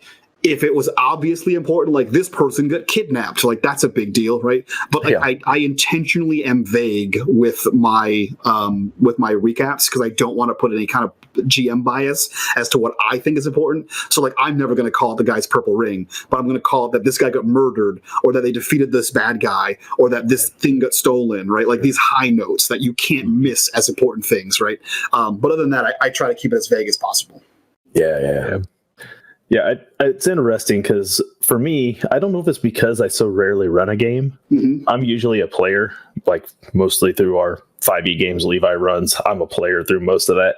And then when Levi wants a break, or right now I'm running a game alongside his because I'm running Zweihander, which actually ends this week. But what I find is I have so much time between my games that I start with an idea, and by the time I get players and I sit down at a table to run, I've already got like way more ideas that are ever going to be actually seen in the game. Yeah. And then I just kind of, so it's, I when I describe it to Jeff, I was like, I feel like I'm building like a skeleton in like one of those museums, like with a dinosaur, right? Yeah. And I got this backbone that is this story like arc that I'm definitely planning on being the game itself. And my players, I start them at the head, and then every vertebrae or so, I'm like, are you going to attach a limb here? Do you want a wing? You want a leg? You want a foot? What are you putting here? Some ribs? What are we putting on this beast? Like, and by the time it's done, the thing that's there is half their creation and half mine. Yep. It's never just their game, and it's never just my game. It's something that's kind of come up in between. And I'm writing Terror and Treefell as a module for this Zweihander community, and I'm having problems doing it because I can't take the legs and everything back off of it and get back just down to the spinal cord. I'm like, well, at this point, a lot of the things that are in the game are because of who these characters were. And when you go to play it, if you're buying this module, you're not gonna have the same characters. Yep. That's the hardest part about writing modules. It's so I hard do to not go back envy those and take people it at back all. out. Yeah. So it's, Module writers have a tough job. it's hard to do, and There's a comment there from Joker saying a good DM will say, "Ha, I had it planned," and show you the biggest poker face ever, while inside they're freaking out, screaming, "What the fuck did I do?" I find a great way to do that, right, is to make it seem like you had everything planned the whole time. Is like we discussed, taking notes, but I call it reverse Chekhov's gun. So I will just say shit that doesn't mean anything. Like, I will say this is a plot point, like, oh, you uncover a medallion and the medallion has words you can't read. And I know that you're like, oh, fuck, now I don't know how to read it. I got to figure it out. I have no idea what that medallion does. But like 10 episodes later, when you forgot about it and I give you a scroll of, I can make up languages now, and you can read it, I'm going to be like, oh, that means this. And you'd be like, it meant this the whole time? And I'm like, no, I just watched the last 10 episodes and fucking planned that out. I was like, oh, what can this mean? What are the plot items they've been pulling on? Oh, it means this. The god of magic is alive, and blah, blah, blah. That kind of thing. So Chekhov's gun, for those that don't know, is if a gun appears in scene 1, it must be used by scene 3 or act 3. So I throw things at the game with no intention of using them. And then 10 episodes later, I'll be like, oh, that's a great place to put that thing I referenced, 9 episodes ago, and throw that in there. And then they'll be like, oh my God, you were playing that for 10 episodes? And I go, yes, I was. I didn't just think about that right now as we were playing the game 2 minutes ago. Yeah, it's amazing how many of these things can be done so simply. It's when you're playing it, you see it and you're like, oh my God, that was masterful. I cannot believe how well this was orchestrated. They threaded it in there. It's foreshadowed. I totally forgot about it. And then it just turns out it's just like, it's a trick. And I think once you're a DM for long enough, you see it, you get the craft, you understand, you can create these wonderful moments of payoff for players. And it doesn't take, mastery. Yeah. You don't have to be a perfect writer. You don't have to be a genius. I mean, God, none of us are geniuses, right? So at least I'm not. And we have a high school reading level, let's be honest. So it's like you get through this stuff and you're just like, God, let's make it through. And every once in a while your player's going to come at you with something and say this is like the coolest thing they've ever experienced. Yeah. And you're going to think, man, I just won that on the spot. Oh yeah. Like I have 2 instances that come to mind. One is the Curse of Strahd game where I had Curse of Strahd, the finale of that show is still by far one of the best finales I've ever run. And everyone still references it. We ran that like 4 years ago and people were like, that was great. And the reason it was great is because we were going to a fast-forwarded confrontation with Strahd, like you do. But the week before we played, like right after like episode 11, going into episode 12, every player came to me and said, I want to do this in the final episode. Unbeknownst to all the other players. So like one player was like, okay, I'm in love with the person that Strahd is in love with. And if Strahd tries to kill her or take her, I'm going to kill Strahd. And I said, okay. One person said, if things go south, I'm going to run away. And I was like, okay. Nice. One was like, if anything bad happens to this player character, I'm gonna just go nuts. And I was like, okay. And then the last person was like, can I have secretly been a warlock the whole time and not a sorcerer? And I'm secretly been working for Strahd. And I was like, okay. So like in the finale, Man. we had a scene where like one of the players turns on the party, and now they're trying to figure out, are they possessed? Is this real? What's happening? All the while the barbarian is like losing their mind because they're in love with the person that Strahd's in love with, and so they're trying to kill Strahd. And then Strahd ends up killing the druid, and he says, "Can I?" Because he got like knocked to like 1 hit point. He says, "Can I fake like a death sigh, right? And feel like I'm dead, so that Strahd stops trying to attack me." I said, "Absolutely, roll performance, right? Roll some bullshit." And he rolled a nat 20 on performance. So I said, "Okay, let's have everyone else roll insight just to see what happens." And the reason I had them roll insight is because 2 turns prior, the fighter of the group, who was best friends with the druid, said, if he died, like he literally had Strahd's girlfriend person and said, "If you kill my friend, I'm going to kill your bride." Wow. And the player forgot. And so he did this death rattle and had a very convincing death. Ooh. So the fighter was like, "You killed my best friend and killed the NPC that Strahd was in love with." And then the druid popped back up and was like, "Surprise!" and turned around to see a nightmare happen. Oh, wow.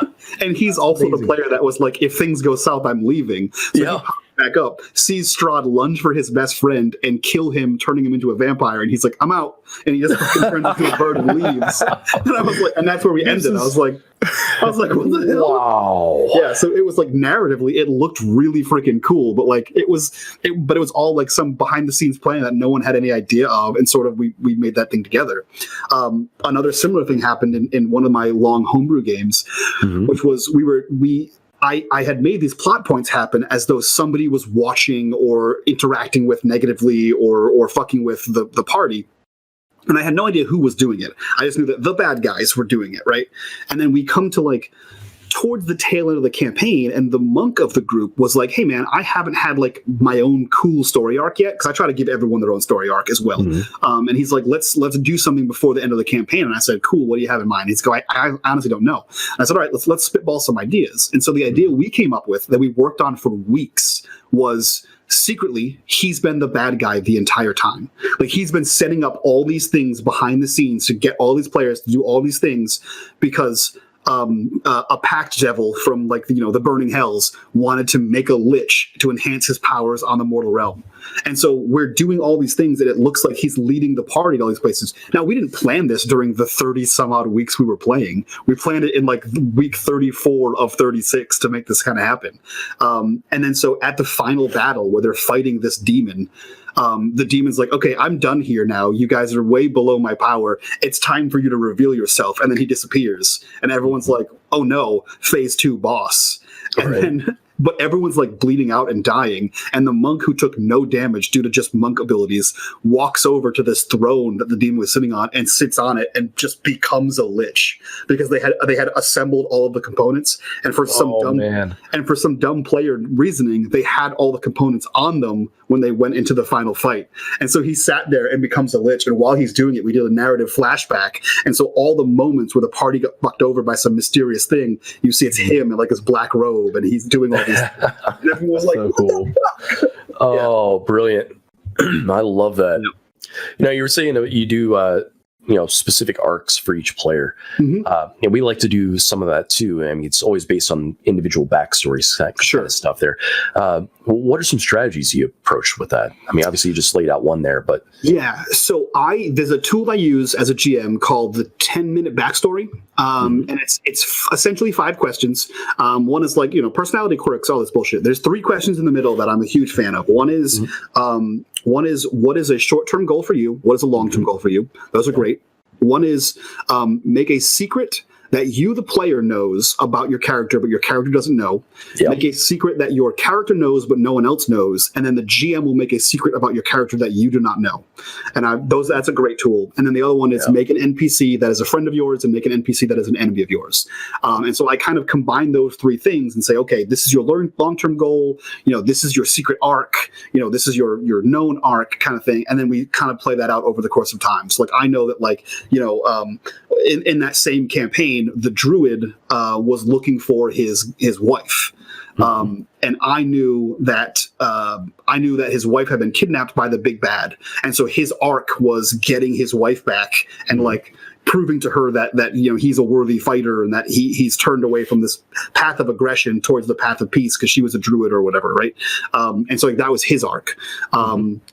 We had another arc where there was a human noble who was like the Samwell Tarly, and rather than just suck it up, a patron came up to him and said, "Hey, I can teach you magic." And that patron turned out to be the devil. That was the bad guy over towards the entire campaign. So his arc was dealing with these powers and then realizing that he's made a mistake and didn't want the powers, and then basically throwing his Book of Shadows in the demon's face. And he, for like 5 or 6 sessions, he played a level 7 human with no innate ability at all. Wow, he could barely wield a weapon until he found a new patron, and he found like the holy light and that kind of thing.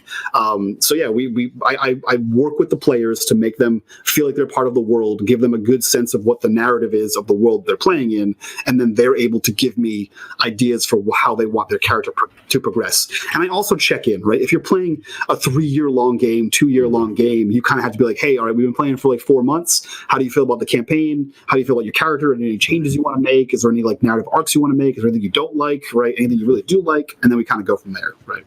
Now, do you allow them to even rewrite a character sheet? Like your guy there who was one thing, has this character arc that happens, comes back, it's like, now I'm a paladin. Like, does he get to re-roll paladin, kind of redo his sheet paladin like, or are you like, no, you're still warlock? Kind of. So he was a warlock of he was a Devil Pact. What I think is what it's called. So he was the Devil Pact warlock, and then he played as a human for a while, and then he was able to take, once they leveled up, he was able to take 1 level in paladin, and so now he had level 1 paladin powers. And 7 levels of not having a warlock powers, right? Okay. So you didn't backlog 7 levels to keep him like on a power level par with anyone else or anything absolutely like not. that. You that just was the negative. Let the story just dictate, and if there was some disparity at the table, it was just from this thing that happened. Okay. Yeah. So it was narratively affected, right? If it was just like, I don't want to play this character anymore, I'd figure out a way to work around that. But he made a narrative choice to do this. And so what I did was, he did say, hey, I want to pick a different patron.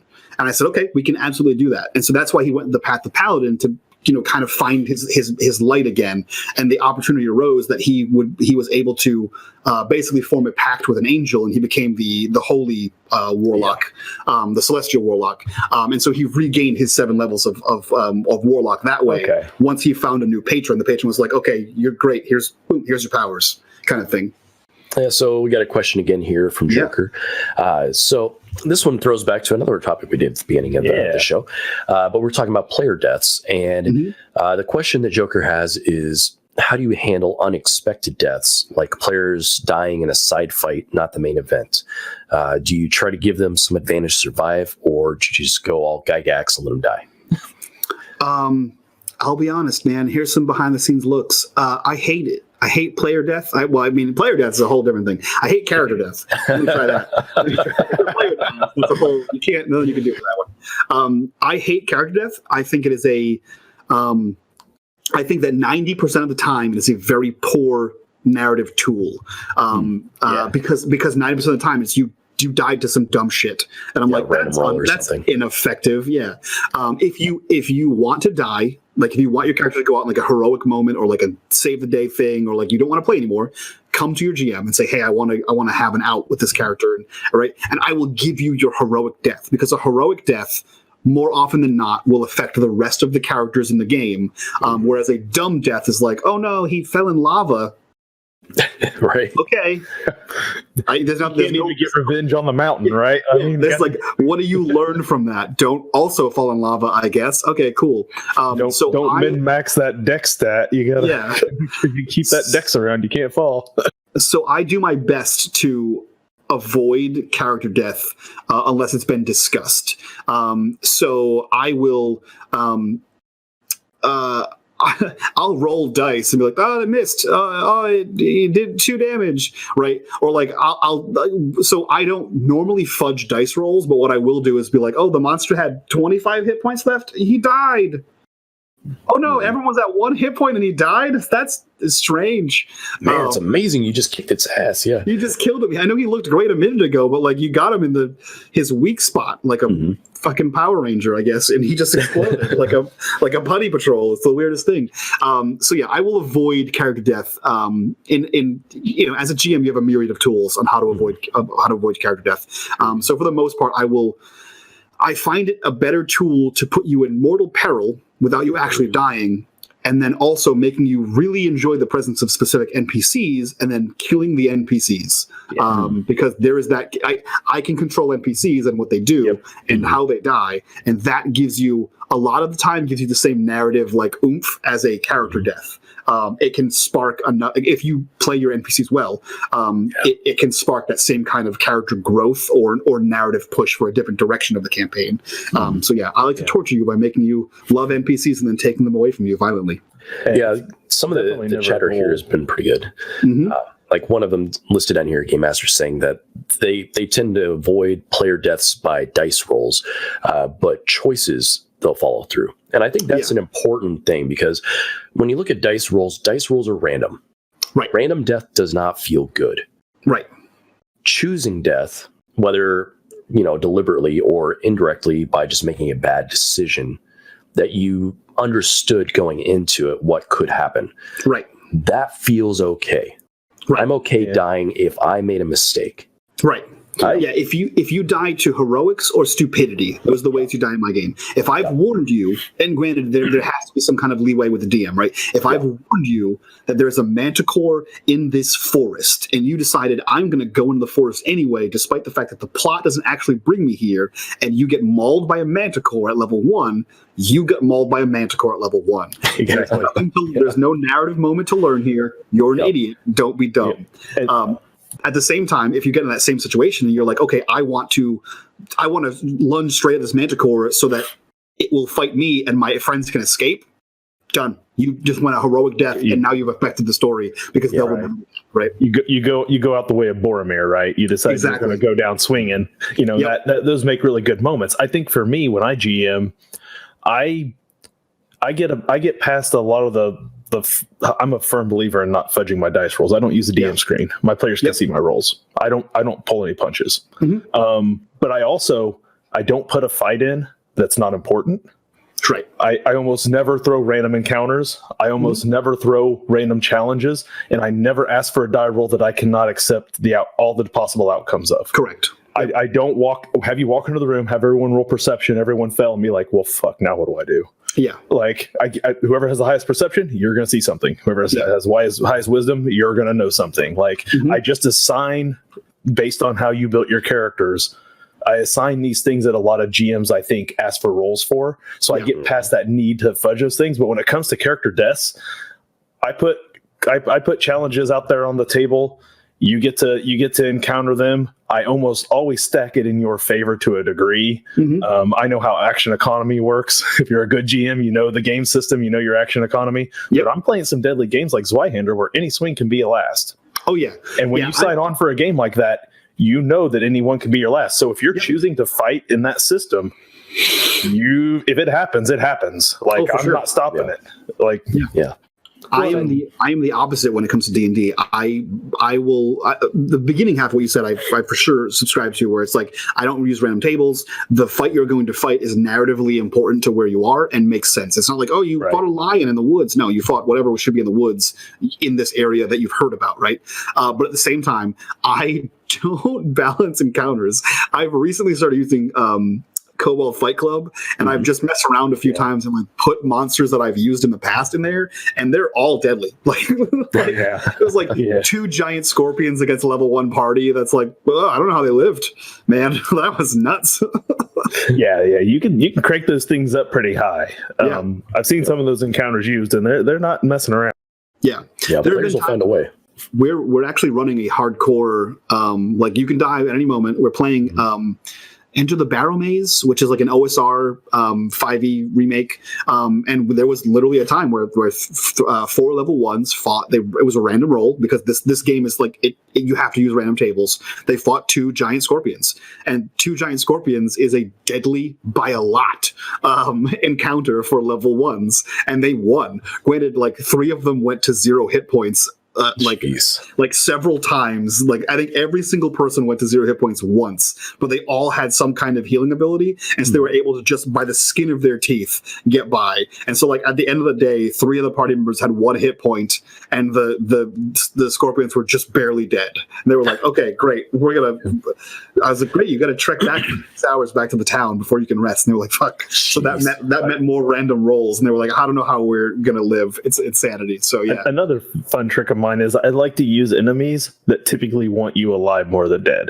Yeah. So usually if I drop you, especially 5e gives you 1,000 ways to make this happen. There's cantrips out the wazoo. 1 healing potion's enough to keep someone from dying. You get 6 rounds damn near to give it to him. Like if you can't keep him alive, like you done something wrong. Yeah. So, I kind of feel like I was telling somebody in our discussion about this the other day, I was like, a DM almost in 5e has to intentionally decide that NPC of theirs is going to focus kill you while you're already dead. Oh yeah. To ensure your death. Like they have to just flat out want to make a statement. Yep. But otherwise, you're gonna get through it. And NPC bad guys have a reason to want you alive.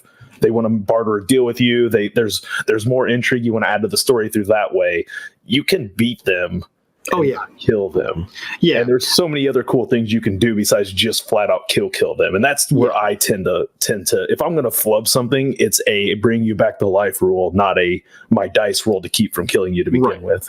And you have that like hardcore DM style where it's like, oh, you knocked unconscious and the enemy still stabs you. And it's like, did they really? Because like if you're playing an intelligent creature, like if you're playing like a zombie, sure. If you're playing like a wolf, maybe.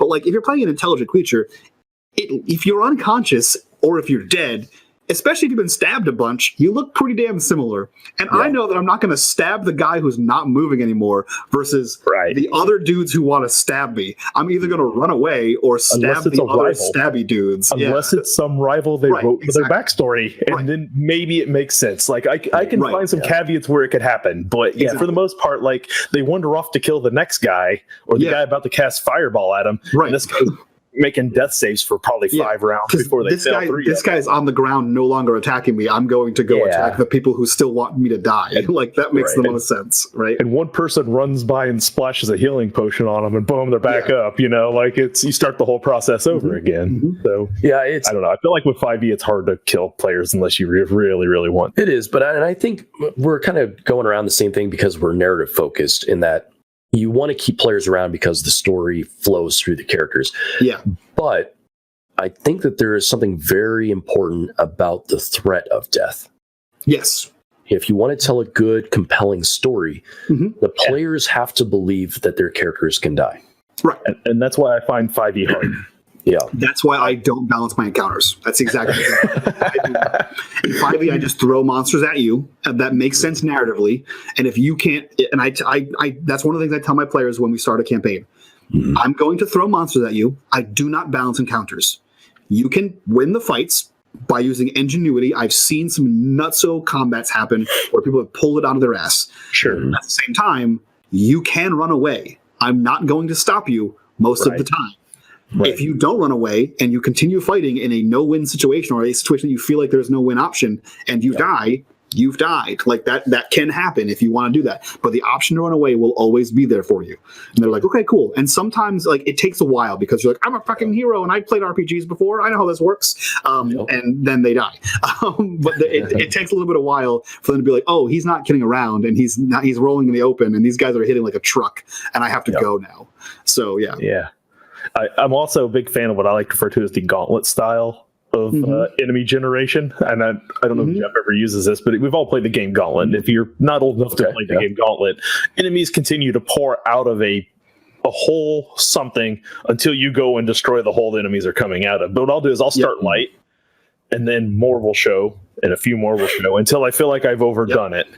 and then I'll just no more will appear on the map, and then they can whittle out what they got, or based on time, things like that. Like I kind of start to get a feel for how long it's taken them to weed through these monsters I put out there. Yeah, and then as you go, you can kind of balance it a little bit. I don't take enemies off the board a lot unless they're something happens like a critical hit that would cause them to make like morale checks, things like that. Then they might. Yeah.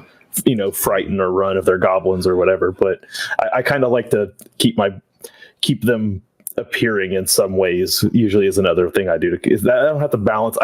When I say balance my encounters, I don't do like a CR. I'll never get that into the weeds of it. But I do like, hey, here's the number of players and the number of actions. These guys are they're gonna have action economy advantage going in, and then we'll see how it goes from there. I also I love minions from 4th edition. Yeah, that's a great system. They're outstanding. I also subscribe to, I forget who said it. It might be Colville that said it. But a combat should last long enough for it to be cool. Right. Yeah. So if everyone's slogging through combat and you're like on turn 8 and you're like, fuck, this is just, I can't kill this monster. Like it dies. A rock falls and it dies. Right. Like if no one's having fun with the combat no longer serves a purpose. So like, I'm going to make the monster have like on turn 2, he does this cool thing. On turn 3, and I just have, those are my triggers. When he gets to turn 4, he summons 4 dudes. Right. And I want my characters. That's the thing is like, I don't, like my monsters are dope. Like I made them. I know how cool they are. But I want my players to shine versus these cool monsters, right? So like the monster's going to have like this cool narrative, like disgusting description, but then I want them to have equally rad descriptions and fuck this guy up, right? So, I always assume like round 1, round 2 belongs to my monsters. That's where I get to showcase how badass these things are. They get to jump on the players. They're nasty. Everything after round 2 belongs to the players. At this point, they should be winning. They should be finding some way to be cool, heroic, overcome it now, and then let's move on. Like I don't want it to go much beyond that, really, if I can keep from it. So I say that going into this week's Zweihander game, being the last, knowing damn well that I'm throwing the kitchen sink at him this last game. But that's because it's a finale. That's when you do that, right? That's when shit hits the fan. I've been hyping this thing up for several games, and they decided to pick option, let's kill it. And that's their own problem now. They got to live with it. So whoopsie daisies. On a finale, we're in combat for 2 hours. I don't give a shit. There's nowhere else to go. This is not overland travel time. It's get your Sephiroth fight in. So get your Knights of the Round. We're ready to roll. That's right. That is a very important point, though. It's as my voice is starting to go, we need to really focus on what's happening round to round, and like you're saying, the energy of the fight is key. Like if people are having a good time, I mean, you don't want a fight that just ends, right? Like so like if you go into it and you just like first person shoots, like Goro goes down, you're like great, that was fun. So everyone's gonna be laid down on that. So you want something that's a little more than that. But like you were saying, if it does start dragging on, God, it sucks the life out of a game. So, I find that a lot of people say I like narrative games, and what they mean is I like role play heavy games, and that's different. I think if you want to be a narrative style GM, you need to, the biggest thing you need to research is narrative style, right? So like in my games, I directly refer to, and the camera pans, right, as if I'm a director, right? I also employ narrative elements that like don't, they're cool as if there were an audience, right? Like if you think about a movie, you see shit that the characters don't, right? So let's say we do a combat here in this episode, and then you leave the scene and you're walking for a week to the next town. While we're ending the episode and you're on that week-long journey that nothing's going to happen on, I will literally have the camera pan back several days later to the area that you just fought at, and now the bigger bad is there standing over the dead body of his lieutenant that you just killed, and he's fucking pissed. So now you, the players, know that you've affected the deeper narrative, but your characters have no idea. So I treat the players as both the actors and the audience in the same kind of thing, where we'll do like crane shots, and like in combat I'm doing some John Woo shit where like you see like the guy leaps forward and like his cloak billows behind him and he pulls out 2 wands and he's doing some whatever the hell he's doing, right? That's descriptive as you can be. Just be descriptive, right? But then look at like things like, what is a narrative aside, right? What is the hero's journey? How does a narrative arc form? What is the rising climax versus the falling climax? And if you understand those things, you can really tell a narrative story. Like one of the things, I think there's an old blog by Chris Perkins called the Dungeon Master Experience, and in there somewhere in the annals of time there was a blog he wrote about episodic gameplay in relation to TV shows. So I name every single episode like a TV show, and I do the previously on and I do the previously on thing like a TV show. Look at, even if you don't like the show, go look at Supernatural. Supernatural has what I have dubbed the CW architecture. Oh yes. If you look at I love me some CW shows.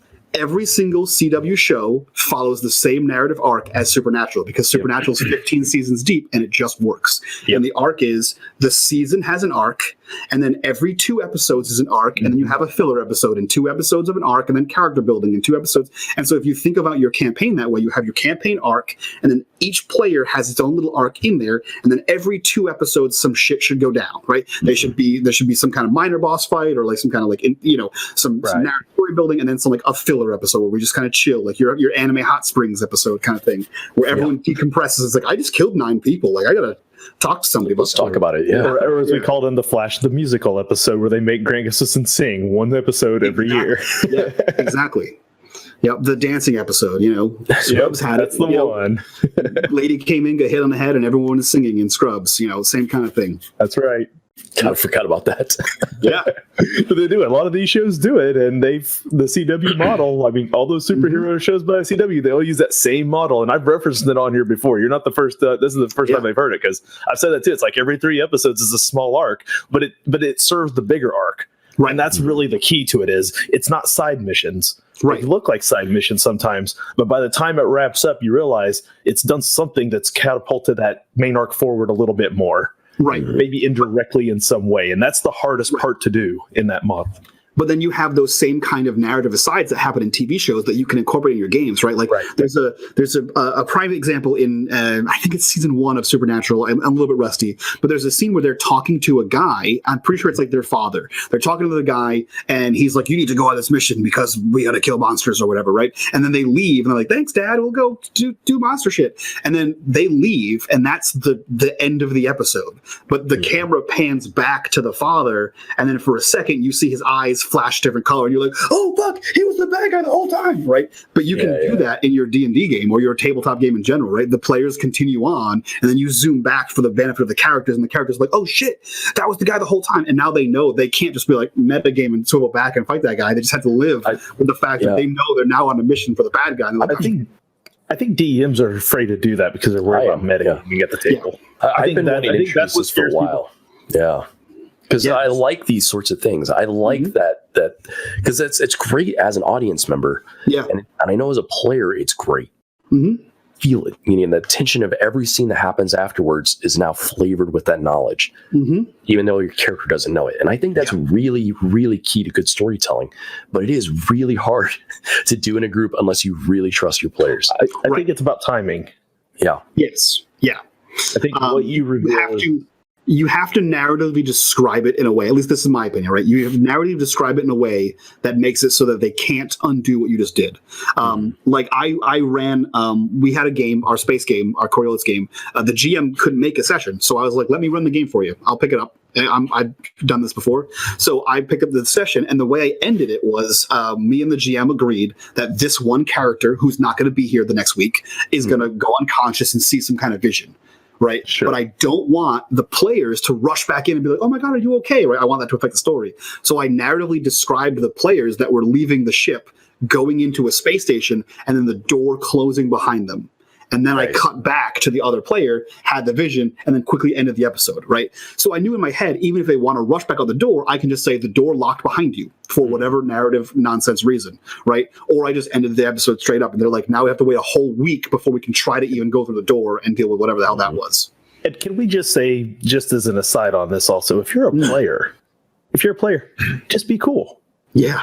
No. Your DM's trying to fucking do something cool. Quit ruining it. Quit trying to run back there. Let the one bad guy get the fuck away so he can tell his friends, quit shooting at him for 9 rounds while he's running. Just let him go. Like, just be cool. Like, Yeah. You know you can hit him and you can kill him, but let it go. That way it's awesome later. Like, I mean, you can also explain to your players, like if I did a narrative aside and revealed that the guy you just took your mission from is in like Supernatural is actually the big bad, and you decide, oh, we're gonna go back and fight him. Okay, I'm gonna let you do it. And then the level 21 fucking devil warlock that was the big bad is just gonna decimate your level 2 asses. Because but what you really ought to do, because it's metagame. Cool, is go do the mission for the guy anyway. Yeah. Knowing Those are your damn options. well that he's the big bad, and just see what cool thing is gonna come out of it. And then when you come back later, you're like, dude, we just went and stole this book for this guy, and now he's gonna do something crazy with it. Like, but you give it to him because that's what you ought to do. Like, that's the narrative way to go about it. Let's yes and this until we have Exactly. Just keep yes and. It's not just for the GM; it's for the players too. Yes and. Yeah. We're all participating in storytelling as players and GMs. Yeah. Joker wants to know what is a harder game to run for each of us? Is it horror or comedy? I think there are similarities between them because it is about timing, it is about description and buy-in. But for me, it's comedy. You think so? For me, I think it's in my opinion, it's a difficult question. Yeah, it is hard. It's a difficult question to ask because they're two. It's not like apples and oranges are both fruit, right? You can compare those things. Yeah. So horror takes a lot of initial buy-in, and that's harder to role play because everyone, like, I am safe in my house. I am a person here playing a game. And so it's hard to, like, fear is a very hard emotion to simulate because there is physical and neurological responses to fear. Whereas like joy, you're like, I'm happy. It's easy to role play through a lot of emotions. Fear is not one of them. So it takes a lot of buy-in and a lot of like, okay, what would I do in a horror movie? Like, obviously we know don't run upstairs. That doesn't make any goddamn sense. Like, in the heat of the moment, they always run upstairs. So you have to put yourself in these stupid situations. So as a player, it's hard to play horror properly. But as a GM, comedy can go way hard, way quick. You'll start like telling little slapstick jokes here, and then all of a sudden there's like farts, and like this guy's name is like Dingle Hopper Doodlebutt, and you're like, okay, now we're not. We're just fucking. You're not like, comedy. this is now you're just silly. Yeah. And it happens way faster than you think it is. So I don't ever. It's hard to set tone with comedy. Like I think comic relief is easy. Yes, I think that's super easy. It's super easy to be the comic relief guy on an otherwise semi-serious group. Like my character Bauer does it all the time. Like I'm Skeezer does it all frequently making some asinine bullshit comment based on his worldview that just comes off as funny because there's no other way to laugh at it. Yeah. But so I think that's easy. It's hard to do an actual comedy, in my opinion, in the way of like if you were going to try to run a game that was like Big Bang Theory or, you take some other show that's not like Supernatural, it's more drama, but something comedy, it's really hard, in my opinion, to make that work. Like you have to have a special cast to really make the same way they cast a comedy TV show. You got to find comedians. Yeah, it's all timing, but I think you're right about the horror thing. I think it is very difficult to get that through. I mean, there's so many things you could set up atmospherically, description wise and all that stuff, but at the end of the day it comes down to what your player group's willing to go so into. I think in my opinion it's really easy to run horror. It's hard to play horror. It's very hard to run comedy. It's very easy to play comedy. You just be silly, right? Exactly. Be silly. So we're running down on our time here, speaking of timing, and so this is a good time to do our plugs again. So let's get on there and let's make sure that we have all of your links and all the places we can find Unmade Gaming. Sure. You can find me, just search unMade Gaming anywhere. We're there. The most important thing I want to plug is Dark Fortunes Pod. You can find us on Twitter at Dark Fortunes Pod, on Instagram at Dark Fortunes Pod. We're on iTunes, we're on Spreaker, we're on Google, we're on Spotify. Go listen. We just dropped the 5th episode. Yes, what's today? Monday? Today's Monday? Yeah, we dropped it today. We dropped it today. So the first 4 episodes are solo adventurers with each individual character. So you get a feel for who the characters are. And episode 5, which came out today, is the first episode where all 4 of us are together.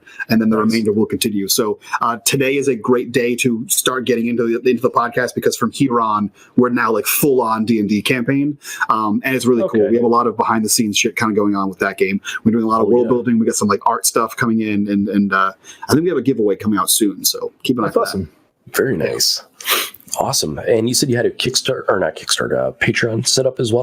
I do, yeah. So again, that's patreon.com/unMadeGaming. Everything's unMadeGaming. And the Patreon will get you exclusive audio clips, behind the scenes video of the podcast, behind the scenes stuff for the tabletop streams, advanced YouTube videos when I start actually making YouTube videos. And just behind the scenes, we have community movie nights. We have we have a GM, not GM roundtable. We have a Patreon roundtable where it's me and you guys have direct access to me to ask questions. Basically like this, what we're doing right now. But it's a much tighter group for just the patrons exclusive. So yeah, check that out if you guys want to support that stuff. Fantastic. Awesome. So Dustin, why don't you go ahead and do ours, and I'll start getting the links out there. All right. Well, tonight obviously is the wisdom check. Thank you all for showing up here tonight. Tomorrow at 8 p.m. Central Time, Cameron from here at TT2KB will be bringing you another episode of Bardic Knowledge, where he makes game music live on our stream. So if you want to see some game music get made live, he is starting a new theme this week. He is finishing up the Skeezer theme off camera, he says. This week he's going to be starting a new one. I don't know if it's Kodos theme. I don't know if it's a Bowron theme, if it's the general ship theme for the Grit. Who knows what he's making? But you can watch him start on a brand new piece tomorrow, 8 p.m. That brings us to Wednesday, 10 p.m. here on the channel. Me, Jeff, Clint, Tim, Cameron, the rest of the guys, Levi, and his potato computer. We'll be playing 7 Days to Die. You'll be able to watch us live as we go into another Horde night with Cameron's base, which I know next to very little to nothing about what he's been working on for this week's base. Who knows? It's going to be a shack. We've survived we're hoping we'll survive this one too.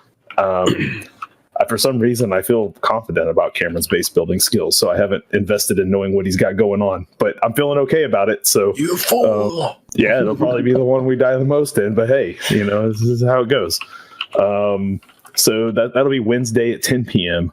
On Thursday, 9 p.m. Central Time, here on TT2KB, you will find episode 10 of my Zweihander game, Terror and Treefell. It is the finale. It is chapter 10, World on Fire. They are trapped in a ruined temple. There is an extremely dangerous demon called a Light Eater that looks like a big fiery phoenix bird flying up above from that storm. And it is meaning some serious fucking business, and it is not good for them. They may have chosen poorly. They should have sacrificed that 8-year-old girl and ended this whole thing, but no, they couldn't do it. The 8-year-old girl lives, and now everyone else may die because of it. Like I said, I don't pull punches. I kill characters. I don't care. You made the choice. 8-year-old NPC girl could have died. Well, that's your problem now. So that'll be Thursday, and that'll bring us to Friday, where I'll be playing Zweihander on the Zweihander RPG channel. You can see me play my Battle Monk or my Battle Nun, and it's pretty awesome. So catch me there at 10 p.m. Fantastic. And who do we have on here next Monday? You were going to ask such a thing? Well, while he's looking that up, I want to say thank you so very much for joining us tonight. It's been a wonderful conversation. Thank you for the new folks in the chat coming in, taking a look around, all the great questions we've been getting. Much appreciated. It makes the show go much better. And if you're new, make sure you're checking out those links we put up there. Join us in the Discord. Check out our back catalog on YouTube to make sure that you're seeing some of these old topics that we've had. And you can tell that I don't normally sound like this. Next week we're having Indigo Chameleon on the show. Awesome. Who is a streamer, runs a channel, does a couple of different games. What's really interesting with Indigo Chameleon is that it is a husband and wife team. The husband, who goes by the Scribe, he does a lot of their DMing for 2 games that they run.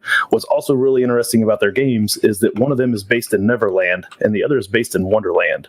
And so it's interesting that they're using 5e rules, but they definitely have homebrewed up inside of this known IP. So we're going to talk a lot and see how many copyright strikes we can get talking about IPs next week. It's going to be a good time. We're going to talk about how you play in a Star Wars world or an Alice in Wonderland world and create cool narrative stories for your characters that they will love without having to deal with the IP main lead characters that obviously are important to those worlds. So that'll be some fun discussion we're going to have next week about how they dance around that. And they do it, and the Scribe, as he goes by, does a masterful job of it. If you have not watched their seasons of Never and Wonder, you really should. It's good stuff. Yeah. Very cool. Well, thanks again. Do we have a target for rating tonight? Because we want to make sure we pass things forward as we can. I'm not on TT2KB at the moment. Hold on, let me pull up. Yeah, IP came up as IP. Yeah, or Black Eyed Peas, sure. That's how those things Black kind Eyed of Peas, go. is that what it translated to? I hope that's so. Nice. Sometimes the thing is amazing. I don't know what it comes up with half the time, but We're gonna rate ourselves a Scuzz Nugget today. He's playing some Dungeons and Dragons, or at least he says he is. Let's rate up a Scuzz. Hold on. familiar face here. Let's go ahead and say hi. Make sure everyone stops in, gives a little wave, and shows some support from us. Hell yeah. Yeah. And again, thank you so very much. This is a great Of course, conversation. this was fun. I like this. Yeah, we'll have to have you around again. Yeah, gladly. All right, the raid timer is on. Everyone, hang around. We're gonna raid Scuzz Nugget. Actually, it looks like he's doing DM prep, maybe. So Ooh, we're that's gonna fun. join in on some DM. I like it.